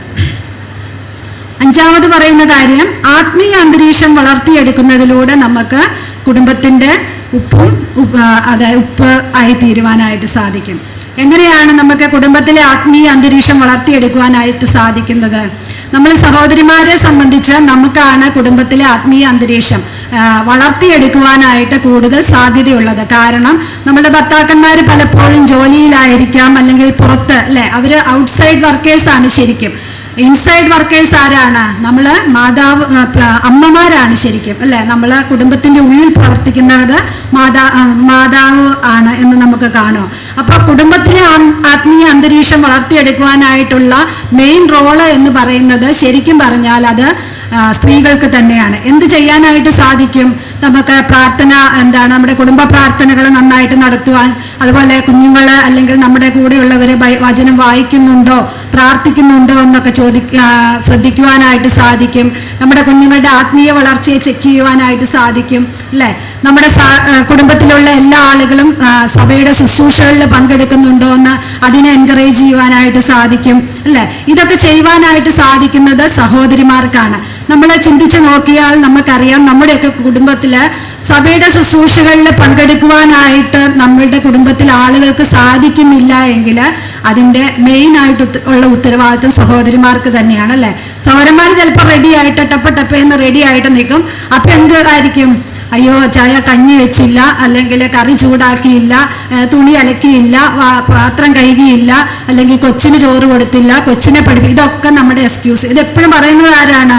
നമ്മൾ സഹോദരിമാരാണ്. എന്നെ അങ്ങോട്ട് ഉൾപ്പെടുത്തിയാണ് പറയുന്നത്. അപ്പം ഇതൊക്കെ പറയുന്ന ആളുകൾ സഹോദരൻ. അപ്പം നമുക്ക് എന്ത് ചെയ്യുവാനായിട്ട് സാധിക്കും? ഇതെല്ലാം നേരത്തെ അല്ലേ, നമുക്കറിയാം ഇന്ന ദിവസം നമുക്ക് ഇന്ന മിനിസ്ട്രീസ് നമ്മുടെ സഭയ്ക്കുണ്ട് എന്ന് നമുക്കറിയാം. ഈ ക്യാമ്പിന് പോന്നപ്പോൾ പല കാര്യങ്ങളും നമ്മൾ വീട്ടിലൊരുക്കിയിട്ടല്ലേ പോകുന്നത്. നമ്മുടെ ഹസ്ബൻഡ്സ് വീട്ടിലുണ്ടാകാം, കുഞ്ഞുങ്ങൾ ചിലരുടെ വീട്ടിലുണ്ടാകാം, ഇല്ലോസ് വീട്ടിലുണ്ടാകാം അല്ലേ. ഈസ്റ്ററും പെസഹായൊക്കെ ആയതുകൊണ്ട് അവിശ്വാസികളായ നമ്മുടെ സിസ്റ്റർ ഇൻലോയും ബ്രദർ ഇൻലോയും ഒക്കെ വന്നിട്ടുണ്ടാകാം. അപ്പം പല കാര്യങ്ങളും നമ്മൾ ഒരുക്കിയിട്ടാണ് പോകുന്നത്. അത് ഒരുക്കിയില്ലെങ്കിൽ നമുക്ക് വരാനായിട്ട് സാധിക്കില്ല, കുടുംബത്തിലെ പ്രശ്നങ്ങൾ ഉണ്ടാകും. അപ്പം നമ്മൾ അതൊക്കെ നേരത്തെ ഒരുക്കി റെഡി ആയിട്ട് പോന്നാൽ ഒരു പ്രശ്നവും ഇല്ല അല്ലേ. അവർക്കും സന്തോഷം, നമുക്കും സന്തോഷം. അപ്പം ഇത് തന്നെയാണ് നമ്മുടെ കുടുംബത്തിൽ ആത്മീയ അന്തരീക്ഷം വളർത്തിയെടുക്കണമെങ്കിൽ നമ്മുടെ കുടുംബത്തിൽ ചെയ്യേണ്ട കാര്യങ്ങൾ. നമ്മൾ എന്ത് ചെയ്യണം? ഇങ്ങനെയുള്ള സഹോദരിമാരായ നമ്മുടെ ശുശ്രൂഷകളുള്ള ദിവസങ്ങളിൽ കാര്യങ്ങളെല്ലാം നേരത്തെ ക്രമീകരിച്ച്, ജോലിക്ക് പോകുന്ന സഹോദരിമാർക്ക് ചിലപ്പോൾ എക്സ്ക്യൂസുകൾ കൊടുക്കേണ്ടതായിട്ട് വന്നേക്കാം. എന്നാലും ഇതൊരു ഇങ്ങനെ കണ്ടിന്യൂ ചെയ്യുന്ന പ്രോഗ്രാം ആയതുകൊണ്ട് അതൊക്കെ അറേഞ്ച് ചെയ്യേണ്ട ഉത്തരവാദിത്വം അവർക്കുണ്ട്. അപ്പോൾ അതെല്ലാം അറേഞ്ച് ചെയ്ത് സമയത്ത് പോകുവാനായിട്ട്, അല്ലെങ്കിൽ ആ മീറ്റിംഗ് അറ്റൻഡ് ചെയ്യുവാനായിട്ട് എല്ലാവരെയും റെഡിയാക്കി കൊണ്ടുപോകാനായിട്ടുള്ള ഉത്തരവാദിത്വം സഹോദരിമാർക്കാണ്. അപ്പം അങ്ങനെയുള്ള സഹോദരിമാരാണ് ഉപ്പുള്ള സഹോദരിമാർ, അല്ലെങ്കിൽ രുചി വരുത്തുന്ന സഹോദരിമാർ, അല്ലെങ്കിൽ കേടുകൂടാതെ ഭവനത്തെ സൂക്ഷിക്കുന്ന സഹോദരിമാർ എന്ന് പറയുവാനായിട്ട് സാധിക്കുകയുള്ളൂ. അടുത്ത കാര്യം, ആറാമത്തെ കാര്യം, കുടുംബ ബന്ധങ്ങൾ നിലനിർത്തുന്നതിലൂടെ എന്തായിട്ട് തീരുവാനായിട്ട് സാധിക്കും? നമുക്ക് ഉപ്പുള്ളവരായിട്ട് തീരുവാനായിട്ട് സാധിക്കും. നമുക്കറിയാം, നമ്മുടെ കുടുംബത്തിൽ ഒരുപാട് ബന്ധങ്ങളുണ്ട് അല്ലേ. നമ്മുടെ പേരൻസ് ഉണ്ട്, നമ്മുടെ ഭർത്താക്കന്മാരുണ്ട്, നമ്മുടെ സഹോദരങ്ങളുണ്ട്, സഹോദരിമാരുണ്ട്, കുഞ്ഞുങ്ങളുണ്ട്, ഇല്ലോസ് ഉണ്ട്. ഇങ്ങനെ അനേക ബന്ധങ്ങളുള്ള ഒരു യൂണിറ്റാണ് നമ്മുടെ കുടുംബം എന്ന് പറയുന്നത്. അല്ലാതെ ഞാനും എൻ്റെ ഭർത്താവും എൻ്റെ കുഞ്ഞുങ്ങളും മാത്രമുള്ളതല്ല കുടുംബം എന്ന് പറയുന്നത്. എല്ലാ ഭവനത്തിലും അങ്ങനെ ആയിരിക്കണമെന്നില്ല. ഈ മറ്റു ബന്ധങ്ങളൊക്കെ ആ കുടുംബത്തിൽ ഉണ്ടാകുമെന്നുള്ളത് നമുക്കറിയാം. ഈ ബന്ധങ്ങളെല്ലാം ഒരു സമാധാനത്തോടെ, ഒരു സമാധാനപരമായ ബന്ധത്തിൽ ഇവരെ നിലനിർത്തി കൊണ്ടുപോകുവാനായിട്ട് നമുക്ക് കഴിയുന്നുണ്ടോ? നമ്മളെ തന്നെ ചിന്തിച്ചാൽ മതി. അപ്പുറം ഇപ്പുറയൊന്നും നോക്കണ്ട, അപ്പുറം ഇപ്പുറമുള്ളവരെ ചിന്തിക്കുകയും വേണ്ട. എനിക്ക് സാധിക്കുന്നുണ്ടോ എന്നുള്ളത് നമ്മൾ ചിന്തിക്കേണ്ടത് അത്യാവശ്യമാണ്. എൻ്റെ മാതാപിതാക്കളെ അവരെ നന്നായിട്ട് സ്നേഹിച്ച് പരിപാലിച്ച് കൊണ്ടു നടക്കുവാനായിട്ട് നമുക്ക് സാധിക്കുന്നുണ്ടോ? എൻ്റെ ഭർത്താവിനെ അങ്ങനെ ചെയ്യുവാനായിട്ട് എനിക്ക് സാധിക്കുന്നുണ്ടോ? എൻ്റെ സഹോദരങ്ങളെയും സഹോദരിമാരെയും എനിക്ക് അങ്ങനെ ചെയ്യുവാനായിട്ട് സാധിക്കുന്നുണ്ടോ? എൻ്റെ കുഞ്ഞുങ്ങളെ അങ്ങനെ ചെയ്യുവാനായിട്ട് സാധിക്കുന്നുണ്ടോ? എൻ്റെ മദർ ഇൻലോയും ഫാദർ ഇൻലോയും ഒക്കെ ഉണ്ട്, സിസ്റ്റർ ഇൻലോ ഒക്കെ ഉണ്ട്. ഇവരെയൊക്കെ എനിക്ക് ഒരു നല്ല ബന്ധത്തിൽ അവരെ കീപ്പ് ചെയ്യുവാനായിട്ട് സാധിക്കുന്നുണ്ടോ എന്ന്. അങ്ങനെ സാധിക്കുന്നുണ്ടെങ്കിൽ നമ്മൾ ആ കുടുംബത്തിൽ രുചി വരുത്തുന്നവരായിട്ട് തീരുവാനായിട്ട് സാധിക്കുകയുള്ളൂ. നമുക്കറിയാം, ഈ ബന്ധങ്ങളിലൊക്കെ പ്രശ്നങ്ങൾ വരാം, പ്രയാസങ്ങൾ വരാം, പ്രതികൂലങ്ങൾ വരാം, വഴക്കുകൾ വരാം, ഇഷ്ടക്കേടുകൾ വരാം, ഇങ്ങനെയൊക്കെ ഉണ്ടാകും. അതൊക്കെ ഈ ലോകത്തിലുള്ളതാണ്. കാരണം നമ്മളെല്ലാം പാപസ്വഭാവമുള്ളവരാണല്ലേ. അപ്പം അതെല്ലാം അവിടെ ഉണ്ടാകുമ്പോൾ തന്നെ ആ ബന്ധങ്ങൾ നമുക്ക് കീപ്പ് ചെയ്യുവാനായിട്ട് സാധിക്കുന്നുണ്ടോ എന്നുള്ളതാണ് നാം ശ്രദ്ധിക്കേണ്ട കാര്യം. നമുക്കറിയാം, ഞാൻ പറഞ്ഞു പല ബന്ധങ്ങളുണ്ട് എന്നുള്ളത്. ഓരോ ബന്ധത്തിനും അതിൻ്റെതായ പ്രാധാന്യവും അതുപോലെ നമ്മൾ ബഹുമാനവും കൊടുക്കുന്നവരായിരിക്കണം അല്ലേ. എല്ലാ ബന്ധവും ഒരുപോലെയാണോ? നമ്മുടെ മക്കളോട് പെരുമാറുന്നത് പോലെ നമ്മുടെ ഇല്ലോസിനോട് നമുക്ക് പെരുമാറാൻ പറ്റുമോ? ഇല്ല അല്ലേ. ഓരോ ബന്ധങ്ങൾക്കും വ്യത്യസ്തമായിട്ടുള്ള അതിൻ്റെതായ ബഹുമാനം കൊടുക്കേണ്ടത് ആവശ്യമാണ്. അപ്പം നമ്മുടെ ഇല്ലോസിനോട് പെരുമാറുന്നത് പോലെ ആയിരിക്കില്ല ഒരിപ്പോൾ നമ്മുടെ സഹോദരങ്ങളോടും സഹോദരിമാരോടും പെരുമാറുന്നത്. നമ്മുടെ മക്കളോട് പെരുമാറുന്നത് പോലെ നമ്മുടെ വേറെ കസിൻസിൻ്റെ അല്ലെങ്കിൽ മറ്റുള്ള മക്കളോട് നമുക്ക് പെരുമാറാനായിട്ട് സാധിക്കുകയില്ല. അതൊക്കെ വളരെ വ്യത്യാസമാണ്. അപ്പം ഓരോ ബന്ധങ്ങൾക്കും അതിൻ്റേതായ ബഹുമാനം കൊടുക്കുന്ന ആയിട്ട് നമ്മൾ തീരേണ്ടത് ആവശ്യമാണ്. ഇതിന് നമ്മൾ ബഹുമാനം കൊടുക്കുന്നത് കണ്ടിട്ട് ആര് ബഹുമാനം കൊടുക്കുവാനായിട്ട് പഠിക്കുകയുള്ളൂ? നമ്മുടെ തലമുറകൾ പഠിക്കുകയുള്ളൂ അല്ലേ? നമ്മൾ ബഹുമാനം കൊടുക്കുകയില്ല, അവരെ ചീത്തയും പറയും, വഴക്കും പറയും അല്ലേ? അങ്ങനെ സ്നേഹമില്ല. അതുപോലെ ഓരോ നമ്മൾ അന്യോന്യം സപ്പോർട്ട് ചെയ്യണം. നമ്മൾ സപ്പോർട്ട് ചെയ്താലേ എന്ത് സാധിക്കുകയുള്ളൂ? ആ ബന്ധം നിലനിന്ന് പോവുകയുള്ളൂ അല്ലേ? അല്ലെങ്കിൽ അത് തകർന്നു പോകുവാനായിട്ടുള്ള സാധ്യതകളുണ്ട്. നമ്മൾ 1 യോഹന്നാൻ്റെ ഇതിൽ 4-ാം അധ്യായം അതിൻ്റെ 20-ഉം 21-ഉം വാക്യങ്ങളിൽ ഇങ്ങനെ വായിക്കുന്നുണ്ട്. അവിടെ പറയുന്നത് ഇങ്ങനെയാണ്: ദൈവത്തെ സ്നേഹിക്കുന്നവൻ സഹോദരനെയും സ്നേഹിക്കണം എന്നത് കൽപ്പനയാണ് എന്ന് പറയുന്നത്. അപ്പം നമ്മൾ ദൈവത്തെ സ്നേഹിക്കുന്നുണ്ട് എന്ന് പറയും. സഹോദരനെ എന്ന് പറഞ്ഞാൽ ഒരു വ്യക്തിയല്ല ഉദ്ദേശിക്കുന്നത്, നമ്മുടെ ഭവനത്തിലുള്ള എല്ലാ റിലേഷൻസിനെയാണ് ഉദ്ദേശിക്കുന്നത്. നമ്മൾ ദൈവത്തെ സ്നേഹിക്കുന്നുണ്ട് എന്ന് പറയും നമ്മുടെ കുടുംബത്തിലുള്ള റിലേഷനിലുള്ള ആളുകളെ അല്ലെങ്കിൽ നമ്മുടെ കുടുംബത്തിലുള്ള ബന്ധങ്ങളെ നമ്മൾ സ്നേഹിക്കാതിരിക്കുകയും ചെയ്താൽ നമ്മൾ കർത്താവ് പറഞ്ഞ ആ കൽപ്പനയെ നമ്മൾ നിഷേധിക്കുന്നവരായിട്ടാണ് തീർന്നത്. അപ്പം അങ്ങനെയല്ല, നമ്മുടെ കുടുംബ ബന്ധങ്ങളെ നമ്മൾ നിലനിർത്തുന്ന ആളുകളായിട്ട് തീർന്നാൽ മാത്രമേ എന്ത് സാധിക്കുകയുള്ളൂ? നമ്മുടെ കുടുംബത്തിൽ ഉപ്പിനാൽ രുചി വരുത്തിയ ജീവിതം നയിക്കുവാനായിട്ട് സാധിക്കുകയുള്ളൂ. 7-ാമതായിട്ട് പറയുന്നത് കുടുംബത്തിൽ നല്ല ആശയവിനിമയം ഉണ്ടാക്കിയെടുക്കണം. ഇപ്പോൾ ആശയവിനിമയം വളരെ കുറവുള്ള ഒരു കാലഘട്ടമാണല്ലേ? എന്താണ് കാരണം? സോഷ്യൽ മീഡിയ അല്ലേ? എല്ലാവരും ഫോണിലാണ്. അത് വലിയവരും ചെറിയവരും എല്ലാവരും അതിന് അഡിക്റ്റഡ് ആണ്. ഫോണ് നല്ല സാധനമാണ്, ഉപയോഗിക്കേണ്ട രീതിയിൽ ഉപയോഗിച്ചാൽ അത് പ്രയോജനമുള്ള കാര്യമാണ്, അല്ല എന്ന് പറയുന്നില്ല. പക്ഷേ നമ്മുടെ കുടുംബത്തിലെ ആശയവിനിമയം ഇപ്പുറത്തെ റൂമിലിരുന്ന് അപ്പുറത്തോട്ട് വിളിക്കുക, ഭക്ഷണം കഴിക്കാൻ വാ അല്ലേ? അല്ലെങ്കിൽ ഇന്ന കാര്യം ചെയ്യും, എന്തെളുപ്പമല്ലേ? ഇപ്പൊ കോളിനധികം പൈസയുമില്ല. അപ്പം നമ്മുടെ ആശയവിനിമയങ്ങളൊക്കെ വളരെ താറുമാറായിരിക്കുന്ന ഒരു കാലഘട്ടമാണ് ഇത് എന്നുള്ളത് നമ്മൾ മനസ്സിലാക്കേണ്ടത് ആവശ്യമാണ്. അപ്പം നമ്മുടെ കുടുംബത്തിൽ എങ്ങനെ നമുക്ക് ആശയവിനിമയം നടത്താനായിട്ട് സാധിക്കുമെന്ന് ചോദിച്ചാൽ, സ്നേഹത്തോടെയും സന്തോഷത്തോടെയുമുള്ള ആശയവിനിമയത്തിന് മാത്രമേ നിലനിൽപ്പുള്ളൂ, അല്ലെങ്കിൽ അതിന് നിലനിൽപ്പില്ല. എപ്പോഴും പകയുടെയും പിണക്കത്തിൻ്റെയും സങ്കടത്തിൻ്റെയും ഒക്കെ ആശയവിനിമയമാണെങ്കിലോ അതിനൊരിക്കലും നിലനിൽപ്പുണ്ടാവുകയില്ല എന്ന് നമുക്ക് മനസ്സിലാക്കുവാനായിട്ട് സാധിക്കും. സൗമ്യമായിട്ടുള്ള സംസാരം വേണം, സംസാരത്തിൽ നിയന്ത്രണം വേണം. ഇങ്ങനെയൊക്കെയുള്ള അതുപോലെ വളരെ ഹാർഷായിട്ട് സംസാരിക്കുന്ന ആളുകളുണ്ട്. ചിലപ്പം അവരുടെ ഒരു സ്റ്റൈൽ അതായിരിക്കാം, പക്ഷേ അത് ചില ബന്ധങ്ങളെ തകർത്ത് കളയുവാനായിട്ട് സാധ്യതകളുണ്ട്. മോശമായിട്ടുള്ള വാക്കുകൾ സംസാരിക്കുക, അതിലൂടെ എന്ത് ചെയ്യും? ബന്ധങ്ങൾ തകർന്നു പോകുവാനായിട്ടുള്ള സാധ്യതകളുണ്ട്. മറ്റുള്ളവരെ മുറിപ്പെടുത്തുന്ന രീതിയിൽ സംസാരിക്കുക, അതൊക്കെ എങ്ങനെയായിരിക്കും? ബന്ധങ്ങളെ തകർത്ത് കളയുവാനായിട്ടുള്ള സാധ്യതകളുണ്ട്. അതുകൊണ്ട് നമ്മുടെ കുടുംബത്തിലെ ആശയവിനിമയം എപ്പോഴും എങ്ങനെയായിരിക്കണം? വളരെ സ്നേഹത്തോടും സന്തോഷത്തോടും ആയിരിക്കണം. കൊളോസ്യ ലേഖനം 4-ാം അധ്യായം 6-ാം വാക്യത്തിൽ ഇങ്ങനെ വായിക്കുന്നു: ഓരോരുത്തരോട് നിങ്ങൾ എങ്ങനെ ഉത്തരം പറയണമെന്ന് അറിയേണ്ടതിന് നിങ്ങളുടെ വാക്ക് എപ്പോഴും കൃപയോട് കൂടിയതും ഉപ്പിനാൽ രുചി വരുത്തിയതും ആയിരിക്കട്ടെ. അപ്പം ഇത് വായിച്ചിട്ട് നമുക്കൊരു എക്സ്പ്ലനേഷൻ്റെ ആവശ്യമില്ല അല്ലേ? എന്താണ് പറയുന്നത്? നിങ്ങളുടെ വാക്ക് എപ്പോഴും കൃപയോട് കൂടിയതും ഉപ്പിനാൽ രുചി വരുത്തിയതുമായിരിക്കട്ടെ. അപ്പം നമ്മൾ കൃപയോടുകൂടി സംസാരിച്ചിട്ടില്ല എങ്കിൽ ബന്ധങ്ങൾ തകർന്നു പോകും. ഉപ്പിനാൽ രുചി വരുത്തിയ സംസാരം അല്ലെങ്കിൽ അതിന് ഒരു ഗുണവും ഉണ്ടാവുകയില്ല. അപ്പം അതുകൊണ്ട് നമ്മളുടെ സംസാരം അല്ലെങ്കിൽ നമ്മുടെ കുടുംബത്തിലെ ആശയവിനിമയം എന്ന് പറയുന്നത് വളരെ സന്തോഷവും അതുപോലെ സ്നേഹത്തോടെയും ആയിരിക്കണം. നമ്മൾ ആളുകളുടെ നിലയും വിലയും മനസ്സിലാക്കി സംസാരിക്കണമെന്ന പഴയ ആളുകൾ നമുക്ക് പറഞ്ഞു തരാറുണ്ടല്ലേ? അതെന്താണ് അങ്ങനെ പറയാനുള്ള കാരണം? നമ്മളൊരു പ്രായമുള്ള ആളുകളോട് സംസാരിക്കുന്നത് പോലെ നമ്മൾ ചെറിയ ആളുകളോട് അങ്ങനെ സംസാരിക്കാറില്ല അല്ലേ? അതുപോലെ ചെറിയ കുഞ്ഞുങ്ങളോട് പറയുന്ന പോലെ പ്രായമുള്ള ആളുകളോട് പറയാനായിട്ട് സാധിക്കും. അങ്ങനെ ചെയ്യാൻ പാടില്ല അല്ലേ? അത് ആ കുടുംബത്തിൻ്റെ ബന്ധത്തെ തകർത്ത് കളയുന്നതായിട്ട് നമുക്ക് കാണാം. അതുകൊണ്ട് നമ്മുടെ സംസാരം, അതായത് നമ്മളെ കുടുംബത്തിൽ നല്ല ആശയവിനിമയം ഉള്ള ആളുകളായിട്ട് തീരണം എന്നുള്ളത് നാം ശ്രദ്ധിക്കേണ്ടത് ആവശ്യം. നമ്മൾ ഉപ്പായിരിക്കുക എന്നുള്ളതിനെ കുറിച്ചാണ് നമ്മൾ ഇതുവരെ കേട്ടത്. ഇവിടെ പറയുന്നത് നമ്മൾ ദയ കാണിക്കുന്നവരും ക്ഷമിക്കുന്നവരുമായിരുന്നാൽ നമുക്ക് കുടുംബത്തിൽ ഉപ്പായിരിക്കുവാനായിട്ട് സാധിക്കും. നമ്മൾ അന്യോന്യം പ്രോത്സാഹിപ്പിക്കുന്നവരായിരുന്നാൽ നമുക്ക് കുടുംബത്തിൽ ഉപ്പായിരിക്കുവാനായിട്ട് സാധിക്കും. നിശബ്ദമായ സേവനം ചെയ്യുന്നതിലൂടെ നമുക്ക് കുടുംബത്തിൽ ഉപ്പായിരിക്കാൻ സാധിക്കും. സമാധാനം നിലനിർത്തുന്നതിലൂടെ സാധിക്കും.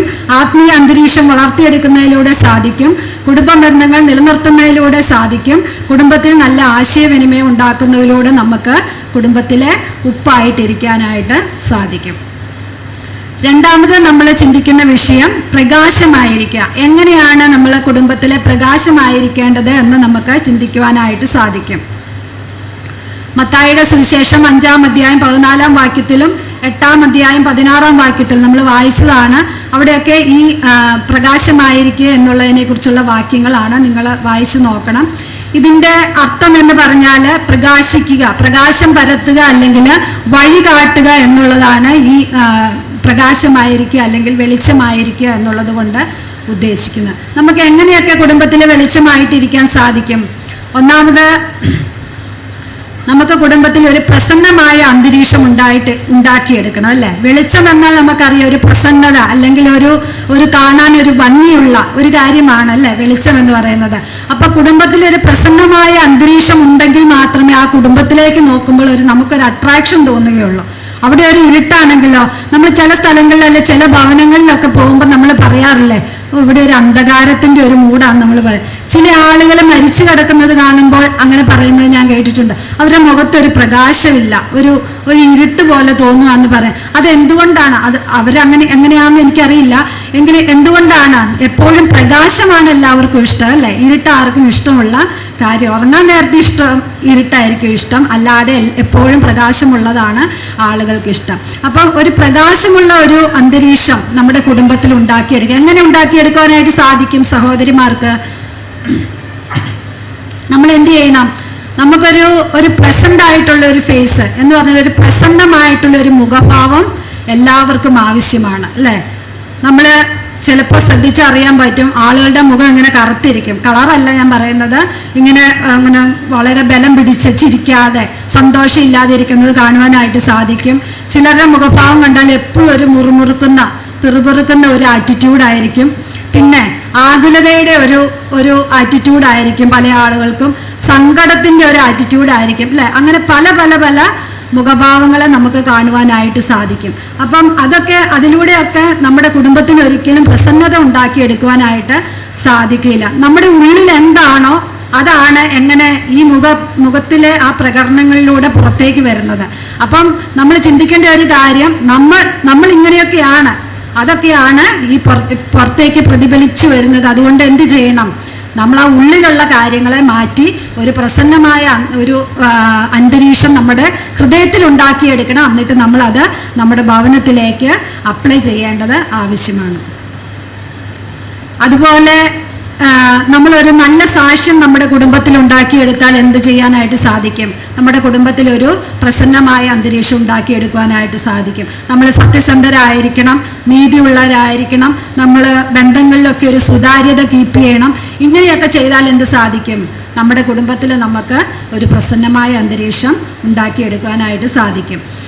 നമുക്കറിയാം, മുമ്പ് ബീന ചേച്ചി നമ്മൾ പറഞ്ഞപ്പോൾ ഇങ്ങനെ പറഞ്ഞു, ബന്ധങ്ങൾക്ക് വില കുറഞ്ഞ ഒരു കാലഘട്ടമാണ് ഇപ്പോഴല്ലേ. നമുക്കറിയാം, അപ്പനെ മനസ്സിലാകുന്നില്ല, അമ്മയെ മനസ്സിലാകുന്നില്ല, സഹോദരങ്ങളെ മനസ്സിലാകുന്നില്ല, സ്വന്തം മക്കളെ മനസ്സിലാകുന്നില്ല, അല്ലേ? അവരെയൊക്കെ പീഡിപ്പിക്കുകയും അതുപോലെ ഉപദ്രവിക്കുകയും അടിച്ചുകൊല്ലുകയും ഒക്കെ ചെയ്യുന്നല്ലേ. ബന്ധങ്ങൾക്ക് യാതൊരു വിലയും ഈ കാലത്ത് ആളുകൾ കൽപ്പിക്കുന്നില്ല. അങ്ങനെ ഒരാൾ നമ്മുടെ വീട്ടിലുണ്ടെന്ന് പോലും അങ്ങനെ പോലും ചിന്തിക്കാതെ നടക്കുന്ന ഒരു തലമുറ വളർന്നു വരുന്ന ഒരു കാലഘട്ടമാണ് ഇപ്പോഴുള്ളത്. എന്തുകൊണ്ട് അങ്ങനെ ആയി എന്ന് ചോദിച്ചാൽ എനിക്കറിയില്ല. എന്നാൽ അങ്ങനെയാണ് നമ്മൾ കണ്ടുവരുന്നത്. നമ്മുടെ കുടുംബത്തിലേക്കും ചിന്തിച്ചാൽ ചിലപ്പോൾ നമുക്ക് മനസ്സിലാവും, അല്ലേ? ഈ പിള്ളേരൊക്കെ ഇവിടെ ഉണ്ടോ, അല്ലെങ്കിൽ എൻ്റെ ഭർത്താവ് ഇവിടെ ഉണ്ടോ, അല്ലെങ്കിൽ ഭാര്യ ഇവിടെ ഉണ്ടോ എന്ന് പലപ്പോഴും നമ്മൾ ചെന്നന്വേഷിക്കുകയാണ്. അങ്ങനെ ഒരു റിലേഷൻഷിപ്പോ അല്ലെങ്കിൽ ഒരു സംസാരമോ ഒരു കൂട്ടായ്മയോ ഒന്നുമില്ലാത്ത ഒരു കാലഘട്ടമാണ് നമുക്കുള്ളത്. എന്നാൽ അങ്ങനെ ആയിക്കഴിഞ്ഞാൽ എന്ത് സാധിക്കും? നമ്മുടെ കുടുംബത്തിലെ ആ പ്രസന്നമായ അന്തരീക്ഷം നഷ്ടപ്പെട്ടു പോകുവാനായിട്ടുള്ള സാധ്യതകളുണ്ട്. അതുകൊണ്ട് നമ്മൾ അങ്ങനെ ആയിരിക്കാനായിട്ട് ഇടയാകരുത്. നമ്മൾ ബന്ധങ്ങൾക്കൊക്കെ വില കൊടുക്കുന്ന ആളുകളായിട്ട് നമ്മൾ വില കൊടുത്ത് കാണിച്ചാൽ നമ്മുടെ കുഞ്ഞുങ്ങൾ എന്ത് കാണിക്കും? ആ ബന്ധങ്ങൾക്ക് വിലയുള്ളവരായിട്ട് ആ കുഞ്ഞുങ്ങളും അതിനെ കാണുവാനായിട്ട് സാധിക്കും. അതുപോലെ നമ്മൾ ചിന്തിക്കേണ്ട ഒരു കാര്യമാണ്, നമുക്കറിയാം, ഞാൻ പറഞ്ഞു മുൻപിൽ പറഞ്ഞപ്പോൾ പറഞ്ഞു, പല ബന്ധങ്ങളും നമ്മുടെ കുടുംബത്തിലുണ്ട്. ഈ ബന്ധങ്ങൾ നമ്മുടെ ഇൻലോസ് ആയിരിക്കാം, നമ്മുടെ സഹോദരന്മാരായിരിക്കാം. അവിടെയൊക്കെ നമുക്ക് സ്വീകാര്യതയുണ്ടോ എന്നുള്ളത് നമ്മുടെ കുടുംബത്തിലൊരു പ്രസന്നമായ അന്തരീക്ഷം സൂക്ഷിക്കുന്ന ആളുകളാണെങ്കിൽ നമ്മുടെ കുടുംബത്തിലെ ബന്ധങ്ങളുടെ ഇടയ്ക്ക് നമുക്കൊരു സ്വീകാര്യത ഉണ്ടാകുവാനായിട്ട് സാധ്യതയേറെയാണ്. അങ്ങനെ ഇല്ല എങ്കിൽ അത് നമ്മൾ എപ്പോഴും നമ്മുടെ കുടുംബത്തിലെ ആളുകൾക്ക് കയറി വരുവാനും അതുപോലെ നമുക്ക് അവരുടെ വീടുകളിലേക്ക് കയറി ചെല്ലുവാനുമുള്ള ഒരു അംഗീകാരം അല്ലെങ്കിൽ അങ്ങനെ പോകുവാനായിട്ടുള്ള ഒരു സാഹചര്യം ഉണ്ടോ എന്നുള്ളത് നമ്മൾ അങ്ങനെ ഒരു പ്രസന്നമായ അന്തരീക്ഷം ഉണ്ടെങ്കിൽ അതിനെ നമ്മൾ വളർത്തിയെടുക്കുന്നെങ്കിൽ മാത്രമേ നമുക്ക് അങ്ങനെയൊക്കെ ആളുകളുടെ ഇടയിൽ നിന്ന് ഉണ്ടാകുവാനായിട്ട് സാധിക്കുകയുള്ളൂ. 1 യോഹന്നാൻ 2:9-10 ഇങ്ങനെയാണ് വായിക്കുന്നത്: വെളിച്ചത്തിൽ ഇരിക്കുന്നു എന്ന് പറയുകയും സഹോദരനെ പകയ്ക്കുകയും ചെയ്യുന്നവൻ ഇന്നയോളം ഇരുട്ടിലിരിക്കുന്നു. സഹോദരനെ സ്നേഹിക്കുന്നവൻ വെളിച്ചത്തിൽ വസിക്കുന്നു, ഇടർച്ചയ്ക്ക് അവനിൽ കാരണമില്ല. സഹോദരൻ എന്ന് ഉദ്ദേശിക്കുന്നത് ഞാൻ നേരത്തെ പറഞ്ഞു, ഒരു വ്യക്തിയല്ല, നമ്മുടെ ആ റിലേഷനെ മൊത്തമാണ് അതിനെ കൊണ്ട് ഉദ്ദേശിക്കുന്നത്. അപ്പോൾ നമ്മുടെ റിലേഷനിലുള്ള ആളുകളെ സ്നേഹിക്കുന്നു എന്ന് പറയും അല്ലേ, അങ്ങനെയുള്ള ആളുകളെ സ്നേഹിക്കുന്നു അല്ലേ, വെളിച്ചത്തിൽ ഇരിക്കുന്നു എന്ന് പറയും, സഹോദരനെ പകയ്ക്കുകയും ചെയ്യുന്നവൻ ഇന്നയോളം ഇരുട്ടിലിരിക്കുന്നു എന്ന് പറയുന്നത്. അപ്പം നമ്മൾ അവരെ സ്നേഹിക്കുന്നുണ്ടെങ്കിൽ എന്ത് സാധിക്കില്ല, അവരെ പകയ്ക്കേണ്ട ആവശ്യമില്ല അല്ലേ. സ്നേഹിക്കുന്നു എന്ന് പറയും, സഹോദരനെ സ്നേഹിക്കാതിരിക്കുകയും ചെയ്താലോ, അല്ലെങ്കിൽ നമ്മൾ വെളിച്ചത്തിലാണ് ഇരിക്കുന്നു എന്ന് പറയും, സഹോദരനെ സ്നേഹിക്കാതിരിക്കുകയും ചെയ്താൽ എന്താണ് പറയുന്നത്?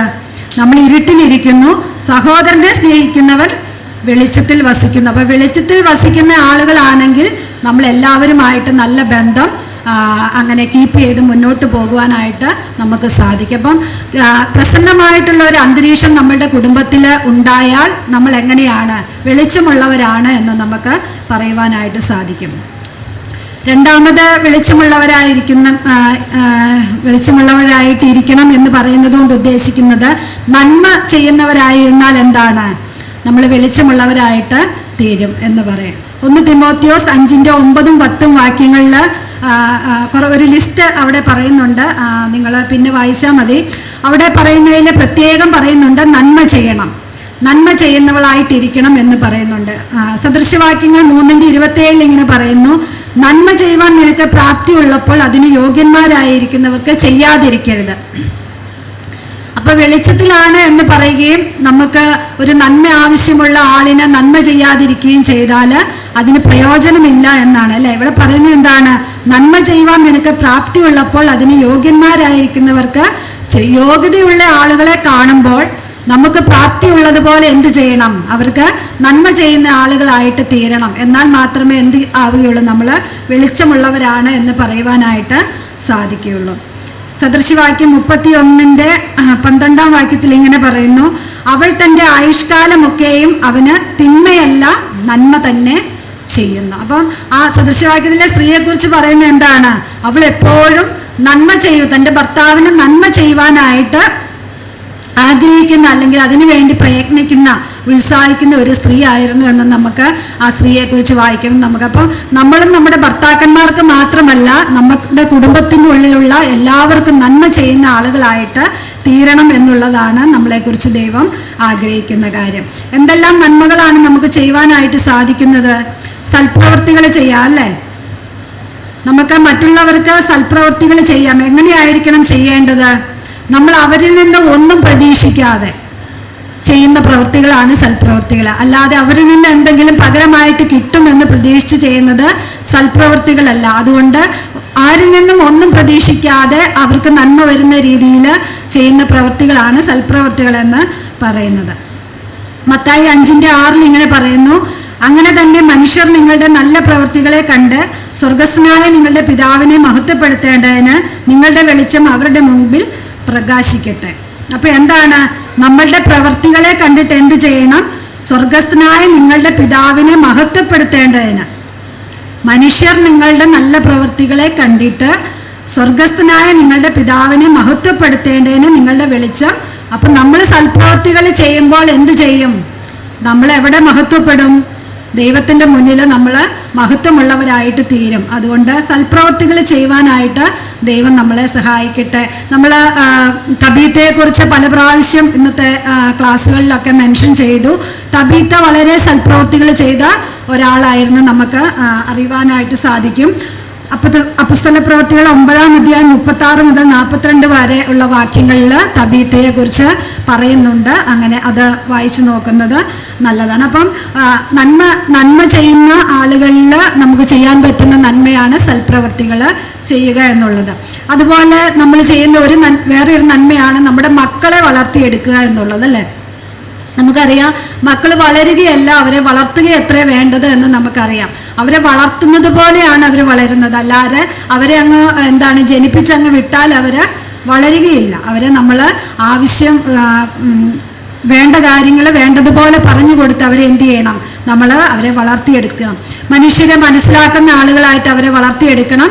ധാർമ്മിക മൂല്യങ്ങൾ കാത്തു സൂക്ഷിക്കുന്ന ആളുകളായിട്ട് അവരെ വളർത്തിയെടുക്കണം. പിന്നെ മിഷൻ മൈൻഡഡ് ആയിട്ടുള്ള കുഞ്ഞുങ്ങളായിട്ട് അവരെ വളർത്തിയെടുക്കണം, അല്ലേ? 20 വയസ്സ് മുതൽ 40 വയസ്സ് വരെയുള്ള സൗര്യമാരെ അത് വ്യക്തമായിട്ട് കേട്ടതാണ്. അല്ലാതെ കേൾക്കാത്തവർക്ക് ഇനി നമുക്ക് യൂട്യൂബിലൂടെ കേൾക്കാം. അപ്പം ധാർമ്മിക മൂല്യങ്ങൾ ഉള്ളവരായിട്ട് എടുക്കണം. പിന്നെ മിഷൻ മൈൻഡഡ് ആയിട്ട് കർത്താവിനും കർത്താവിൻ്റെ സഭയ്ക്കും പ്രയോജനമുള്ള മക്കളായിട്ട് നമ്മൾ അവരെ വളർത്തിയെടുക്കുവാനായിട്ട് അവരെ നമ്മൾ ട്രെയിൻ ചെയ്യണം. എഫേസ്യർ 6:4 ഇങ്ങനെ പറയുന്നുണ്ട്, ബാലശിക്ഷയിലും പത്യോപദേശത്തിലും കുഞ്ഞുങ്ങളെ പോറ്റി വളർത്തണം. നമുക്കറിയാവുന്ന കാര്യമാണ്. ശിക്ഷിക്കേണ്ട സമയത്ത് ശിക്ഷിക്കുക, ശാസിക്കേണ്ട സമയത്ത് ശാസിക്കുക. പിന്നെ അവരെ പോറ്റി വളർത്തണം എന്നാണ് പറയുന്നത്. അവരെ ശിക്ഷിച്ച് അവരെ കളഞ്ഞേക്കാനല്ല പറയുന്നത്. അവർക്കത് ആ കാര്യങ്ങളെ പറഞ്ഞ് മനസ്സിലാക്കി അവരെ മുന്നോട്ട് കൊണ്ടുവരണം, അല്ലാതെ അവരെ തള്ളിക്കളയുക എന്നല്ല അവിടെ പറയുന്നത്. അത് പ്രത്യേകം നമ്മൾ ശ്രദ്ധിക്കേണ്ടതാണ്. പിന്നെ കുഞ്ഞുങ്ങളുടെ മുമ്പിൽ നമ്മൾ മാതൃകയായി കാണിച്ചാലേ നമ്മുടെ കുഞ്ഞുങ്ങളും അത് പിൻപറ്റുകയുള്ളൂ. അവർക്ക് നമ്മളിലൊരു വിശ്വാസം ഉണ്ടാക്കിയെടുക്കണം, അല്ലേ? ഈ അമ്മയോടും അപ്പയോടും എന്ത് പറഞ്ഞിട്ടും കാര്യമില്ല, അവർക്കൊന്നും മനസ്സിലാകുകയില്ല. ഇപ്പോഴത്തെ തലമുറയുടെ ഒരു സംസാരമാണ്. നിങ്ങൾക്ക് പലർക്കും അഭിമുഖീകരിക്കേണ്ടി വന്നിട്ടുണ്ടോ? അപ്പയ്ക്കും അമ്മയ്ക്കും ഒന്നും അറിയത്തില്ല എന്ന് പറയും, അല്ലേ? അപ്പയ്ക്കും അമ്മയ്ക്കും ഇന്നത്തെ പോലെ ഒന്നും അറിയത്തില്ലായിരിക്കും. കാരണം ഇപ്പം മൊബൈലിൻ്റെ എല്ലാ ടെക്നിക്സ് ഒന്നും അറിയത്തില്ലായിരിക്കും, ഇൻ്റർനെറ്റിൻ്റെ ടെക്നിക്സ് ഒന്നും അറിയത്തില്ലായിരിക്കും. പക്ഷേ അവർക്ക് പല അനുഭവങ്ങളിലൂടെയും അവർ കടന്നു വന്ന സാഹചര്യങ്ങളിൽ നിന്ന് അവർ വളരെ കാര്യങ്ങൾ പഠിച്ചിട്ടുണ്ട്. അതുകൊണ്ട് മാതാപിതാക്കൾ പറയുന്ന കാര്യങ്ങളിൽ അല്ലെങ്കിൽ അത് പറഞ്ഞു കൊടുക്കുന്ന കാര്യങ്ങൾ അംഗീകരിക്കാൻ കുഞ്ഞുങ്ങളും തയ്യാറാകണം. അതോടൊപ്പം പറഞ്ഞു കൊടുക്കുവാൻ മാതാപിതാക്കളും തയ്യാറാകണം. അപ്പം മക്കളെ വളർത്തിയെടുക്കുക എന്നുള്ളത് ഒരു വലിയ നന്മയാണ് എന്നുള്ളത് കാണാനായിട്ട് സാധിക്കും.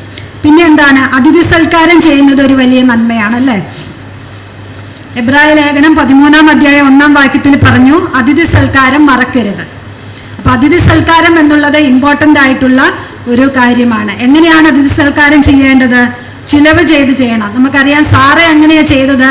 ചിലവ് ചെയ്തിട്ടാണ് അതിഥി സൽക്കാരം ചെയ്തത്, അല്ലേ? ഒരു കോഴിക്കുഞ്ഞിനെ പിടിച്ചു കൊന്നിട്ടാണോ സാറ അതിഥി സൽക്കാരം ചെയ്തത്?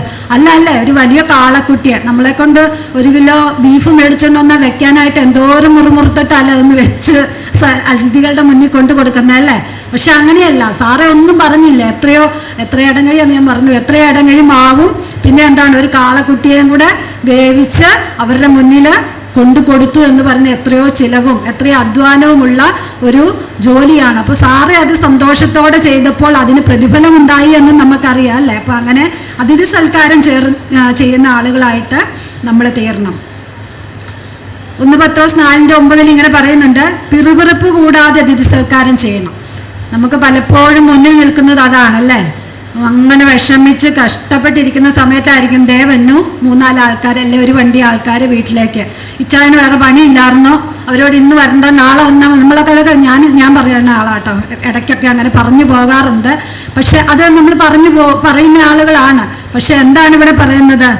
അതിന് പ്രയോജനമില്ലാതെ അവരത് കഴിച്ചിട്ട് പോയി എന്നുള്ളതല്ലാതെ നമുക്കൊരു പ്രയോജനവും അതുകൊണ്ട് കിട്ടാനില്ല. പക്ഷെ നമ്മൾ പിറുപിറുപ്പ് കൂടാതെ അതിഥി സൽക്കാരം ചെയ്താൽ ഈ സാറയ്ക്ക് ലഭിച്ചതുപോലെ വലിയ അനുഗ്രഹങ്ങൾ നമ്മുടെ ജീവിതത്തിൽ ഇന്നല്ലെങ്കിൽ നാളെ ഉണ്ടാകുമെന്നുള്ളതിന് സംശയമില്ല. അപ്പോൾ അതിഥി സൽക്കാരം ചെയ്യുക എന്നുള്ളത് ഒരു വലിയ നന്മയാണ്. വിശുദ്ധന്മാരെ ശുശ്രൂഷിക്കുക, അതൊരു വലിയ നന്മയാണ്. അപ്പം നമ്മൾ നന്മ എന്ന് പറയുന്ന ആ വെളിച്ചത്തെക്കുറിച്ചാട്ടോ പറയുന്നത്. അപ്പം എന്താണ് വിശുദ്ധന്മാരെ ശുശ്രൂഷിക്കുക എന്ന് പറഞ്ഞാൽ എന്താണ്? വിശുദ്ധന്മാരാരൊക്കെയാണ്? ഇവിടെ വിശുദ്ധന്മാരുണ്ടോ? കർത്താവിൻ്റെ വേല ചെയ്യുന്ന വേലക്കാരും മിഷണറിമാരും സഭയിലെ മൂപ്പന്മാരും ഡീക്കന്മാരും മാത്രമാണോ വിശുദ്ധന്മാർ? ആണോ? ആരും മിണ്ടുന്നില്ലല്ലോ. നമ്മളെല്ലാവരും വിശുദ്ധകളല്ലേ? നമ്മളെല്ലാവരും വിശുദ്ധകളാണ്, എല്ലാവരും വിശുദ്ധന്മാരാണല്ലേ? കർത്താവിനെ സ്വീകരിച്ച് എല്ലാവരും അങ്ങനെയാണ്. അപ്പം അവരെ ശുശ്രൂഷിക്കുക എന്നുള്ളത് ഒരു വലിയ പദവിയാണ് എന്നാണ് പറയുന്നത്. അപ്പോൾ അവരോട് എങ്ങനെ പെരുമാറണം? സ്നേഹത്തോടെ പെരുമാറണം.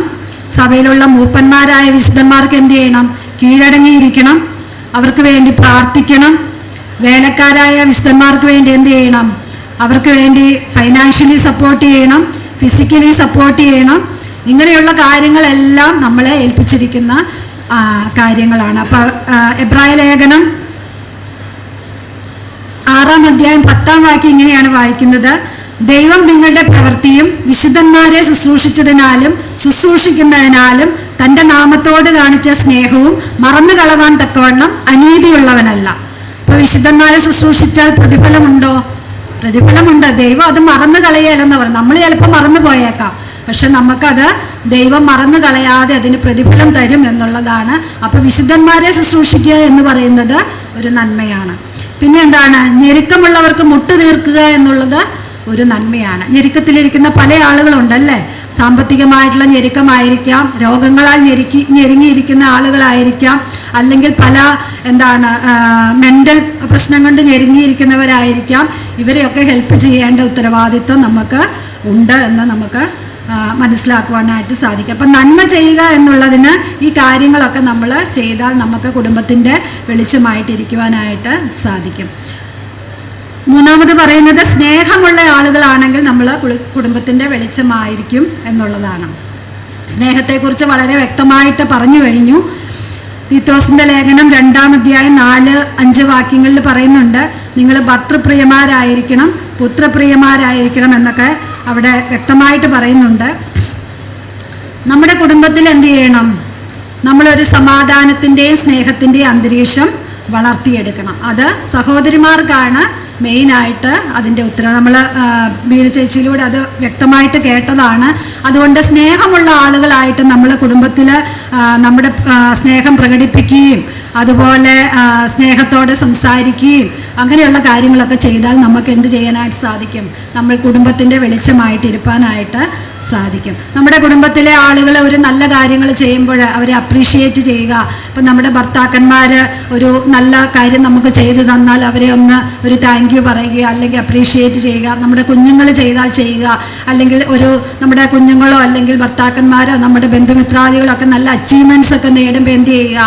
അവരെ അപ്രീഷിയേറ്റ് ചെയ്യുക, ഒരു ഗിഫ്റ്റൊക്കെ മേടിച്ച് കൊടുക്കുക, അല്ലെങ്കിൽ സ്പെഷ്യൽ ഒക്കേഷൻസ് ഒക്കെ വരുമ്പോൾ നല്ല ഫുഡ് ഉണ്ടാക്കി അവർക്ക് ഇഷ്ടമുള്ള ഫുഡ് ഉണ്ടാക്കി കൊടുക്കുക.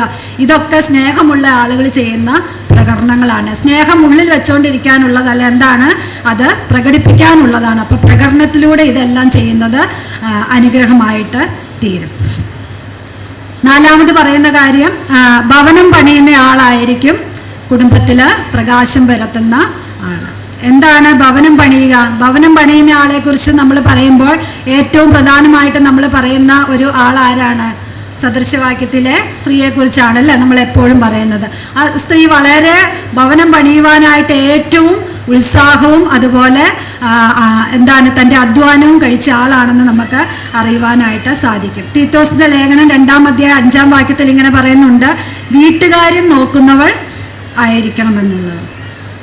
നമുക്കറിയാം നമ്മുടെ വീട്ടുകാര്യം യഥാസ്ഥാനത്തല്ല, അല്ലെങ്കിൽ വീട്ടുകാര്യം നോക്കുന്ന സ്ത്രീ അല്ല നമ്മളെ എങ്കിൽ നമ്മുടെ വീട്ടിലെ എല്ലാ കാര്യങ്ങളും താളം തെറ്റുവാനായിട്ടുള്ള സാധ്യതകളുണ്ട്. ഞാൻ പറഞ്ഞു മുമ്പേ, നമ്മുടെ ഹസ്ബൻഡ്സ് പലപ്പോഴും പല ഹസ്ബൻഡുമാർ ഏണിംഗ് മെമ്പേഴ്സ് ആയിരിക്കാം. അവരെ പുറത്ത് പോയി രാവിലെ പോയി ചിലപ്പോൾ രാത്രി വരുന്ന സാഹചര്യത്തിൽ നമ്മൾ വീട്ടിലെ ഉത്തരവാദിത്തങ്ങളൊന്നും ചെയ്യാതെ വളരെ അലസതയോടെ അങ്ങനെ ഇരിക്കുന്ന ആളുകളാണെങ്കിൽ നമ്മുടെ കുടുംബത്തിൽ ഒരിക്കലും ഒരു സ്വസ്ഥതയും സമാധാനവും ഉണ്ടാകില്ല. അത് നോർമലാണ് ആ കാര്യം അല്ലേ? ഇപ്പം നിങ്ങൾ ചിന്തിച്ചാൽ മതി, ഈ ക്യാമ്പിന് എല്ലാവരും ഭർത്താക്കന്മാരെ വീട്ടിൽ നിർത്തിയേച്ചാ പോന്നേക്കുന്നത് അല്ലേ. ഇവിടെ കുറച്ച് പേരൊക്കെ ഉണ്ട്. എന്നാലും നമ്മൾ തിരിച്ചു ചെല്ലുമ്പോൾ നമ്മൾ ഇട്ടിട്ട് പോകുന്നത് പോലെ അല്ല നമ്മുടെ കാര്യങ്ങളൊക്കെ ഇരിക്കുന്നെങ്കിലോ, ഇത് എന്നെ പരിപാടിയോ, നിങ്ങളിവിടെ എന്നെ അടുക്കുമായിരുന്നു, ഞാനിങ്ങനെയല്ലല്ലോ ഇടുന്നത് എന്നൊക്കെ പറയാനുള്ള സാധ്യത നമ്മുടെ മുമ്പിൽ ഇല്ലേ? അപ്പം അവർക്ക് എന്തോരം ഉണ്ടല്ലേ. നമ്മൾ ഒരു ദിവസം പോന്നപ്പോൾ നമുക്ക് അങ്ങനെ തോന്നിയെങ്കിൽ എല്ലാ ദിവസവും പോയിട്ട് വരുന്ന ആളുകൾക്ക് അങ്ങനെ തോന്നാനായിട്ടുള്ള സാധ്യതയുണ്ട്. അതുകൊണ്ട് നമ്മുടെ കുടുംബം പണിത് മുന്നോട്ട് കൊണ്ടുപോകുവാനായിട്ടുള്ള ഉത്തരവാദിത്വം സഹോദരിമാർക്കാണ്. നമുക്ക് ഒരു ഡിസിപ്ലിൻ ഉണ്ടായിരിക്കണം അല്ലേ. നമ്മുടെ കുക്കിങ്ങിൽ, ക്ലീനിങ്ങിൽ, നമ്മുടെ ഹോം ബഡ്ജറ്റിങ്ങിൽ, അങ്ങനെയുള്ള കാര്യങ്ങളിലെല്ലാം നമുക്കൊരു ഡിസിപ്ലിൻ വേണം. നമുക്കുണ്ടെങ്കിലേ നമ്മുടെ കുടുംബത്തിൽ അത് പ്രതിഫലിക്കും. നമ്മൾ കാണിച്ചു കൊടുക്കാതെ നമ്മൾ എല്ലാം ഇങ്ങനെ വലിച്ചു വാരിയിടുന്ന ഒരു ക്ലീനിങ്ങോ അല്ലെങ്കിൽ ഒരു കുക്കിങ്ങോ ഒരു കൃത്യമായിട്ട് ചെയ്യുന്ന ആളുകളോ ഒന്നും അല്ലെങ്കിൽ നമ്മുടെ ഭവനത്തിൽ ആരും അത് കണ്ടിന്യൂ ചെയ്യില്ല. നമ്മുടെ ഭർത്താക്കന്മാരും ഒരു ഹെൽപ്പ് ചെയ്യാനായിട്ട് ഇതിങ്ങനെയൊക്കെയല്ലേ എപ്പോഴും കിടക്കുന്നതെന്ന് അവർ ചിന്തിക്കും. നമ്മുടെ മക്കൾ ഒട്ടും അത് കണ്ട് പഠിച്ച് മുന്നോട്ട് വരുവാനായിട്ടുള്ള സാധ്യതയില്ല. അതുകൊണ്ട് അങ്ങനെയുള്ള കാര്യങ്ങളിലൊക്കെ ഒരു ഡിസിപ്ലിൻ ഉണ്ടാക്കിയെടുക്കുവാനായിട്ട് നമ്മൾ ശ്രദ്ധിക്കണം. എല്ലാ കാര്യങ്ങളും ഒരു ഓർഗനൈസ്ഡ് ആയിട്ട് ഒരു കൃത്യതയോടെ അല്ലെങ്കിൽ ഒരു പ്രയോറിറ്റി അല്ലെങ്കിൽ ഒരു മുൻഗണന അനുസരിച്ച് ചെയ്യുവാനായിട്ട് ഞാൻ മുന്നമേ പറഞ്ഞു. നമ്മൾ ഓരോ കാര്യങ്ങൾ അതാതിൻ്റെ ഒരു ക്രമത്തിൽ ചെയ്തു വന്നാലേ നമുക്ക് എല്ലാ കാര്യങ്ങളും ഒരു 24 hours ചെയ്യേണ്ട കാര്യങ്ങൾ ചെയ്ത് തീർക്കുവാനായിട്ട് സാധിക്കുകയുള്ളൂ. വീടും പരിസരവും വൃത്തിയായി സൂക്ഷിക്കുക. വീട്ടിലുള്ള ആളുകൾ, ഇപ്പം ഞാൻ പറഞ്ഞു പല ബന്ധങ്ങളുണ്ട്, അവരെയൊക്കെ ടേക്ക് കെയർ ചെയ്യുക, അവരെയൊക്കെ സന്തോഷത്തോടെ നിലനിർത്തുക. ഇങ്ങനെയുള്ള കാര്യങ്ങളെല്ലാം എന്താണ് നമ്മളെ ഏൽപ്പിച്ചിരിക്കുന്ന ഉത്തരവാദിത്വമാണ്. അപ്പം ഭവനം പണിയുക എന്നുള്ള ഉത്തരവാദിത്വം ഏൽപ്പിച്ചിരിക്കുന്നത് നമ്മളെ സഹോദരിമാരെയാണ് എന്നുള്ളത് നമ്മൾ മനസ്സിലാക്കേണ്ടത് ആവശ്യമാണ്. അപ്പം നമ്മൾ ചിന്തിച്ച വിഷയം എങ്ങനെ കുടുംബത്തിൽ പ്രകാശമായിരിക്കാം എന്നുള്ളതാണ്. രണ്ടാമത് ചിന്തിച്ചത് എന്തൊക്കെയാണ്? കുടുംബത്തിൽ പ്രസന്നമായ അന്തരീക്ഷം ഉണ്ടാക്കണം, നന്മ ചെയ്യുന്നവളായിട്ട് ഇരിക്കണം, അതുപോലെ സ്നേഹമുള്ളവളായിട്ടിരിക്കണം, ഭവനം പണിയുന്ന വ്യക്തികളായിട്ട് ഇരിക്കണം. ഈ മേഖലകളിലൊക്കെ നമ്മൾ ശ്രദ്ധിക്കേണ്ടത് ആവശ്യമാണ്. നമ്മൾ പറഞ്ഞു ഉപ്പ് കാരമില്ലാതെ പോയാൽ അതിനൊരു പ്രയോജനമില്ല എന്നും വെളിച്ചം പറയും കീഴൽ വെച്ചാൽ അതിന് ഒരു പ്രയോജനമില്ല എന്നും പറഞ്ഞു. നമ്മളോട് തന്നെ ഇന്ന് ചോദിക്കേണ്ടത് ആയിട്ടുള്ള ഒരു ക്വസ്റ്റ്യൻ ഇതാണ്: ഞാൻ എൻ്റെ കുടുംബത്തിൽ ഒരു ഉപ്പാണോ? നമ്മൾ കാരമില്ലാത്ത ഉപ്പല്ല, കാരമുള്ള ഒരു ഉപ്പായിട്ടാണോ ഞാൻ എൻ്റെ കുടുംബത്തിൽ വസിക്കുന്നത് എന്ന് നമ്മളോട് തന്നെ നമ്മൾ ഇന്നത്തെ ദിവസം ചോദിക്കണം. നമ്മുടെ കുടുംബം ജീർണിച്ചു പോകാതെ, നമ്മുടെ കുടുംബത്തിലെ കേടുപാടുകൾ കൂടാതെ, നമ്മുടെ കുടുംബത്തിലെ ഏറ്റവും രുചി പരത്തുന്ന ഒരു വ്യക്തിത്വമാണോ നമ്മൾ എന്നുള്ളത് നമ്മൾ ഈ ദിവസം ചിന്തിക്കുന്നത് നല്ലതായിരിക്കും. അതുപോലെ വെളിച്ചം, നമ്മുടെ കുടുംബത്തിൽ ഞാൻ ഒരു വെളിച്ചം പടർത്തുന്ന അല്ലെങ്കിൽ പകരുന്ന ഒരു വ്യക്തിത്വമാണോ, ഞാൻ എൻ്റെ കുടുംബത്തെ ഗൈഡ് ചെയ്ത് അല്ലെ വഴി നടത്തുന്ന ഒരു വ്യക്തിത്വമാണോ എന്ന് നമ്മളെ തന്നെ പരിശോധിക്കുന്നത് നല്ലതാണ്.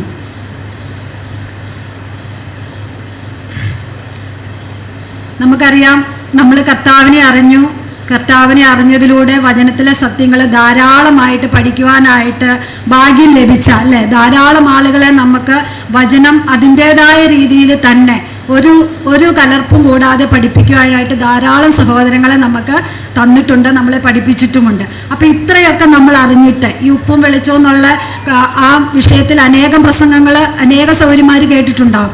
അപ്പം ഇതൊക്കെ നമ്മൾ കേട്ടിട്ടും നമ്മളുടെ സ്ഥിതി എന്താണ്, ഇപ്പോഴുള്ള നമ്മളുടെ സ്ഥിതി എന്താണ് എന്ന് നമ്മൾ ചിന്തിക്കേണ്ടത് ആവശ്യമാണ്. അപ്പം നമ്മൾ ഇത്രത്തോളം വചനസത്യങ്ങൾ മനസ്സിലാക്കിയിട്ട് അല്ലെങ്കിൽ മറ്റൊരാൾക്ക് ലഭിക്കാത്ത രീതിയിലെ പരിജ്ഞാനം നമുക്ക് ഈ വിഷയങ്ങളിൽ ദൈവം തന്നിട്ട് നമ്മൾ പ്രയോജനപ്പെടുത്താതെ ജീവിച്ചാൽ നമ്മളുടെ ജീവിതം എത്രയോ അരിഷ്ടതയുള്ള ജീവിതമാണ് എന്ന് നമുക്ക് കാണുവാനായിട്ട് സാധിക്കും. അതുകൊണ്ട് സൗര്യന്മാരെ, നമുക്ക് മേൽപ്പറഞ്ഞ ചിന്തകൾ നമ്മുടെ ഭവനത്തിൽ പാലിച്ച് നമ്മുടെ ഭവനത്തിൻ്റെ വളർച്ചയ്ക്കും അനുഗ്രഹത്തിനുമായിട്ട് ഉപ്പിനാൽ രുചി വരുത്തിയതും ജീർണിച്ചു പോകാത്തതും വെളിച്ചത്താൽ പ്രകാശിതവുമായ ഒരു ജീവിതം നയിക്കുവാനായിട്ട് സഹായിക്കട്ടെ. ഈ പറഞ്ഞ എന്നെയും കേട്ട നിങ്ങളെയും ദൈവം ധാരാളമായിട്ട് ഈ വിധത്തിൽ സഹായിക്കട്ടെ എന്ന് പ്രാർത്ഥിക്കുകയും ആശംസിക്കുകയും ചെയ്യുന്നു. ദൈവനാമം മഹത്വപ്പെടുമാറാകട്ടെ.